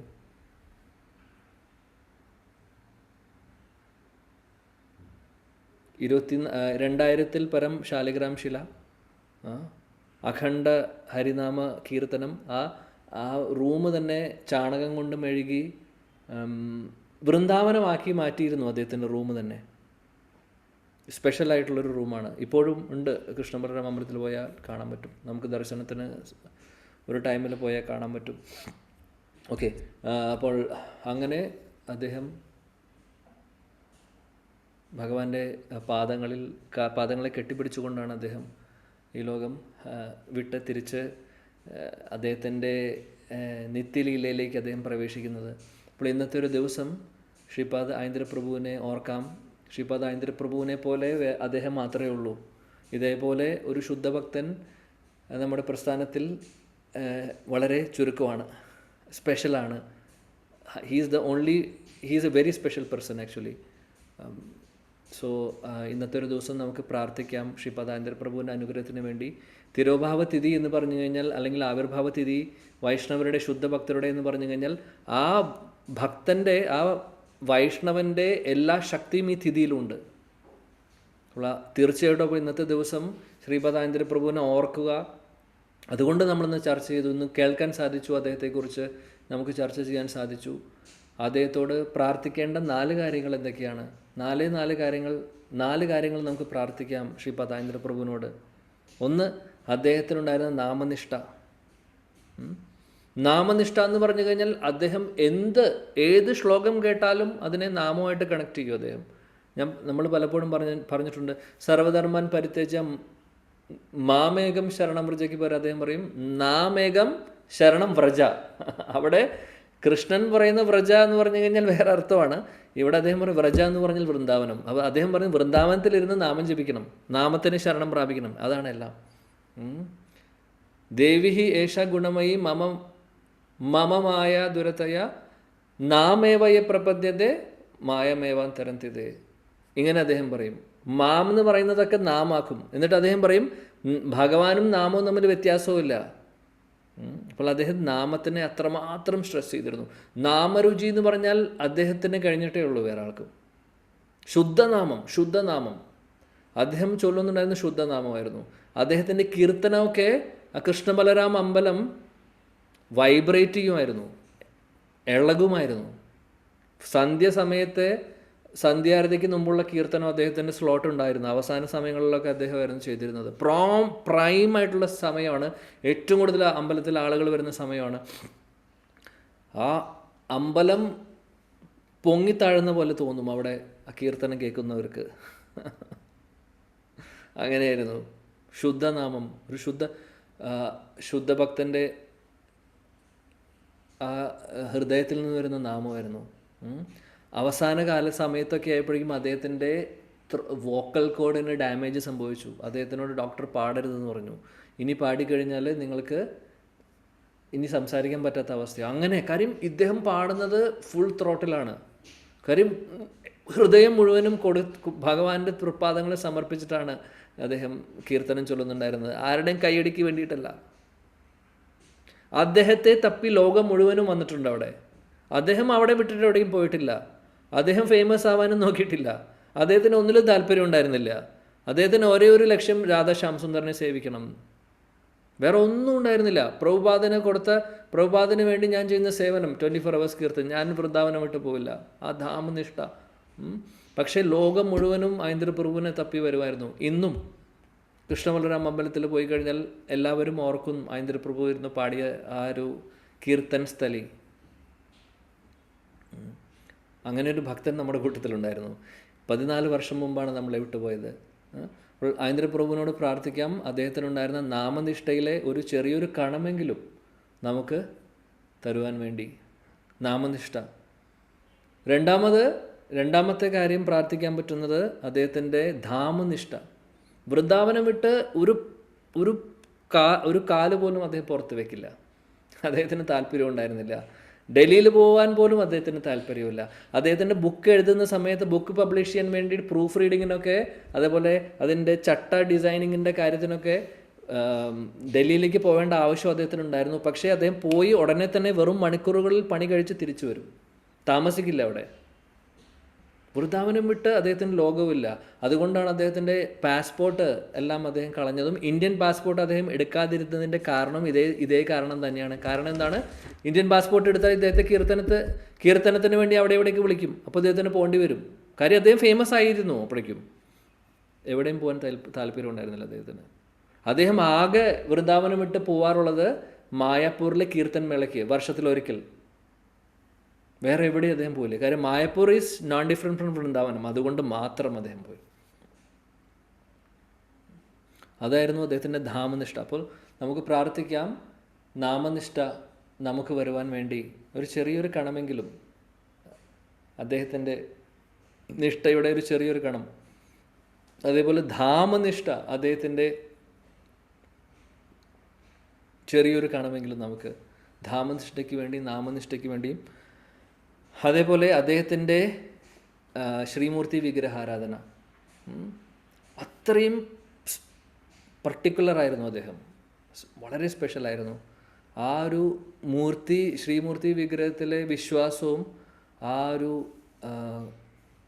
സിൻസിയറിറ്റിയും ആനന്ദ പ്രഭുവിന് കൂടുതലായിരുന്നു. അതേപോലെ തന്നെ ശ്രീമദ് ഭാഗവതത്തോട് അത്ര ഇഷ്ടമായിരുന്നു. ഭാഗവതം മാത്രമല്ല, ഒരുപാട് പുസ്തകങ്ങൾ രൂപ ഗോസ്വാമിയുടെയും എല്ലാം അദ്ദേഹം വായിക്കുമായിരുന്നു. അതും അദ്ദേഹം പറഞ്ഞു തുടങ്ങിക്കഴിഞ്ഞാൽ 4-5 മണിക്കൂറാണ് അദ്ദേഹത്തിൻ്റെ ക്ലാസ്സുകൾ. അപ്പോൾ നമുക്ക് പ്രാർത്ഥിക്കാം. ഇതാണ് ഒരു ശുദ്ധഭക്തൻ്റെ ലക്ഷണങ്ങൾ. അതായത് ശുദ്ധഭക്തൻ എപ്പോഴും നാമം ചൊല്ലാൻ ആഗ്രഹിക്കുന്നു. ശുദ്ധഭക്തൻ ഒരിക്കലും വൃന്ദാവനം വിട്ടു പോകാൻ ആഗ്രഹിക്കുന്നില്ല. ശുദ്ധഭക്തൻ എപ്പോഴും ശ്രീമദ് ഭാഗവതം കേൾക്കുവാനും പറയുവാനും ആഗ്രഹമുണ്ടാകും. അല്ലെങ്കിൽ ഭഗവാനെക്കുറിച്ച് പറഞ്ഞു കഴിഞ്ഞാൽ വാക്കുകളില്ല അവർക്ക്. പിന്നെ ശ്രീമൂർത്തി വിഗ്രഹ ആരാധന ഒരു ശുദ്ധഭക്തൻ എപ്പോഴും ചെയ്യാൻ ആഗ്രഹിക്കുന്നു. ഇതൊക്കെയായിരുന്നു അദ്ദേഹത്തിൻ്റെ ക്വാളിറ്റീസ്. അപ്പോൾ ഇതിൻ്റെ കുറച്ചെങ്കിലും നമുക്ക് ചെറിയൊരു കണമെങ്കിലും നമുക്ക് കിട്ടാൻ വേണ്ടി പ്രാർത്ഥിക്കാം. അവസാനത്തെ പോയിന്റ്, ഏറ്റവും പ്രധാനപ്പെട്ട കാര്യം, അദ്ദേഹത്തിനെ പോലെ ആ വിനയം, അദ്ദേഹത്തിനെ പോലെയുള്ള വിനയം. അദ്ദേഹം അത്രയും വിനയമുള്ള ഒരു ഭക്തനായിരുന്നു. ലോകം മുഴുവനും അദ്ദേഹത്തെ തിരിച്ചറിഞ്ഞിരുന്നു. പക്ഷേ അദ്ദേഹത്തിന് അതൊന്നും ഒരു കാര്യമേ ആയിരുന്നില്ല. അത്രയും സിമ്പിളായിരുന്നു. അദ്ദേഹം ബ്രഹ്മചാരി ആശ്രമത്തിൽ താമസിക്കുമ്പോൾ ആ ബ്രഹ്മചാരി ആശ്രമത്തിലെ എല്ലാ ടോയ്ലറ്റുകളും, പബ്ലിക് ടോയ്ലറ്റുകളും അദ്ദേഹം തനിയെ കഴുകുമായിരുന്നു. അദ്ദേഹത്തിൻ്റെ ടോയ്ലറ്റ് അല്ല, അദ്ദേഹത്തിൻ്റെ റൂമിലെ ടോയ്ലറ്റ് അല്ല, പബ്ലിക് ടോയ്ലറ്റ്. ബ്രഹ്മചാരി ആശ്രമം 3-4 നിലയുണ്ട്. 100 കണക്കിന് ബ്രഹ്മചാരിമാർ താമസിക്കുന്ന സ്ഥലമാണ്. ഓരോ ഫ്ലോറിലും പോയി അദ്ദേഹം ടോയ്ലറ്റ് കഴുകും. അവസാനം വരെ, അദ്ദേഹത്തിൻ്റെ അവസാന സമയങ്ങൾ വരെ അദ്ദേഹം ചെയ്തുകൊണ്ടിരുന്ന സേവനമാണത്. അദ്ദേഹത്തോട് ഒരു ദിവസം ഒരു ഭക്തൻ വന്ന് ചോദിച്ചു, അങ്ങ് എന്തിനാണത് ചെയ്യേണ്ട ആവശ്യമുള്ളത്? വേറെ ആളുകളുണ്ടല്ലേ ചെയ്യാൻ, അങ്ങ് ചെയ്യേണ്ട ആവശ്യമില്ല. അദ്ദേഹം പറഞ്ഞു, ഇത് കൃഷ്ണ ബലരാം അമ്പലമാണ്, രാധാശ്യാമസുന്ദറിൻ്റെ അമ്പലമാണ്. ഞാൻ ചെയ്യുന്നത് സേവനമാണ്. സ്ഥലം വൃന്ദാവനമാണ്. അപ്പം ഞാൻ ധാം സേവ ചെയ്യുന്നു. ഞാൻ എൻ്റെ പ്രിയപ്പെട്ട രാധാശ്യാമസുന്ദറിൻ്റെ അമ്പലത്തിലെ ബ്രഹ്മചാര്യാശ്രമമാണ്, ഞാൻ സേവനം ചെയ്യുവാണ്. അതുമാത്രമല്ല, ഇവിടെയുള്ള ബ്രഹ്മചാരിമാരെല്ലാവരും വൈഷ്ണവരാണ്. ഞാൻ വൈഷ്ണവ സേവയും കൂടിയും ചെയ്യുവാണ്. എന്തിന് എന്നെക്കൊണ്ട് ഈ ഒരു സേവനത്തിൽ നിന്ന് എന്നോട് ചെയ്യരുതെന്ന് പറയണു നിങ്ങൾ? ചെയ്യരുതെന്ന് പറയാൻ നിങ്ങൾ ആരാണ്? ഞാനിത് ചെയ്തോട്ടെ. ഇതായിരുന്നു അദ്ദേഹത്തിൻ്റെ ഭാവം. ലോകം മുഴുവനും ആനന്ദ പ്രഭുവിനെ നോക്കിക്കൊണ്ട് വരുന്നു, അദ്ദേഹം ടോയ്ലറ്റ് ക്ലീൻ ചെയ്യുന്നു. ഇതായിരുന്നു ആനന്ദ പ്രഭു. അത്രമാത്രം വിനയമായിരുന്നു അദ്ദേഹത്തിന്. വിനയമെന്ന് പറയുന്നത് ഒരു ശുദ്ധഭക്തൻ്റെ ലക്ഷണമാണ്. ശുദ്ധഭക്തൻ എന്ന് പറഞ്ഞു കഴിഞ്ഞാൽ വിനയം ഉണ്ടാവും നാച്ചുറലി, അല്ലെങ്കിൽ ഒരു ഭക്തനാവില്ല. ഈ ക്വാളിറ്റീസ് എല്ലാം അദ്ദേഹത്തിനുണ്ടായിരുന്നു. ഇന്നത്തെ ദിവസം ശ്രീപാദ ആനന്ദ പ്രഭുവിൻ്റെ തൃപാദങ്ങളിൽ നമസ്കരിച്ചുകൊണ്ട് നമുക്കെല്ലാവർക്കും പ്രാർത്ഥിക്കാം. അദ്ദേഹത്തിൻ്റെ അനുഗ്രഹത്തിന് വേണ്ടി. അദ്ദേഹത്തെ പോലുള്ള ശുദ്ധ ഭക്തരുടെ അനുഗ്രഹം ഉണ്ടെങ്കിലേ നമുക്ക് ഭക്തിയിൽ മുന്നോട്ട് പോകാൻ സാധിക്കുകയുള്ളൂ. അപ്പോൾ ഈ പറഞ്ഞ 5 കാര്യങ്ങൾ, നാമരുചി കിട്ടുവാനും, ധാമനോടുള്ള അറ്റാച്ച്മെൻറ്റ് വരാനും, വൃന്ദാവൻ ധാമനോടുള്ള അറ്റാച്ച്മെൻറ്റ് വരാനും, ശ്രീമദ് ഭാഗവതത്തോടുള്ള അറ്റാച്ച്മെൻറ്റ് വരാനും, ശ്രീമൂർത്തി വിഗ്രഹ ആരാധനയിൽ നമുക്ക് കൂടുതൽ അറ്റാച്ച്മെൻറ്റ് വരാനും, അതേപോലെ ശ്രീപദാനന്ദ പ്രഭുവിനെ പോലെ വിനയം വരുവാനും വേണ്ടി നമുക്ക് അദ്ദേഹത്തിൻ്റെ പാദങ്ങളിൽ നമസ്കരിച്ചുകൊണ്ട് പ്രാർത്ഥിക്കാം. ഒരു ചെറിയൊരു കണമെങ്കിലും നമുക്ക് തരാൻ വേണ്ടി ഇന്നത്തെ ദിവസം. ഹരേ കൃഷ്ണ ഹരേ കൃഷ്ണ കൃഷ്ണ കൃഷ്ണ ഹരേ ഹരേ, ഹരേ രാം രാം രാം ഹരേ ഹരേ. श्रीपाद आनंद प्रभु की जय. आनंद प्रभु तिरोभाव महामोहत्सव की जय. श्री चैतन्य महाप्रभु की जय. हरिनाम संकीर्तन की जाए, युग धर्म हरिनाम संकीर्तनम की जाए, इस्कॉन गुरुवृंद की जाए, जगत गुरु शीला प्रभुपाद की जाए, गौड़ीय गुरुवृंद की जाए, समवेद गौर भक्तवृंद की जाए, निताय गौर प्रेमानंदे। हरे कृष्ण। जय जय Shri Radhe Shyam. Hare Krishna. Thank you. Sorry, സമയം ഒരുപാടായി, എന്നോട് ക്ഷമിക്കണം. ഇന്ദുമതി മാതാജി എന്നോട് ക്ഷമിക്കണം. സോറി. ചില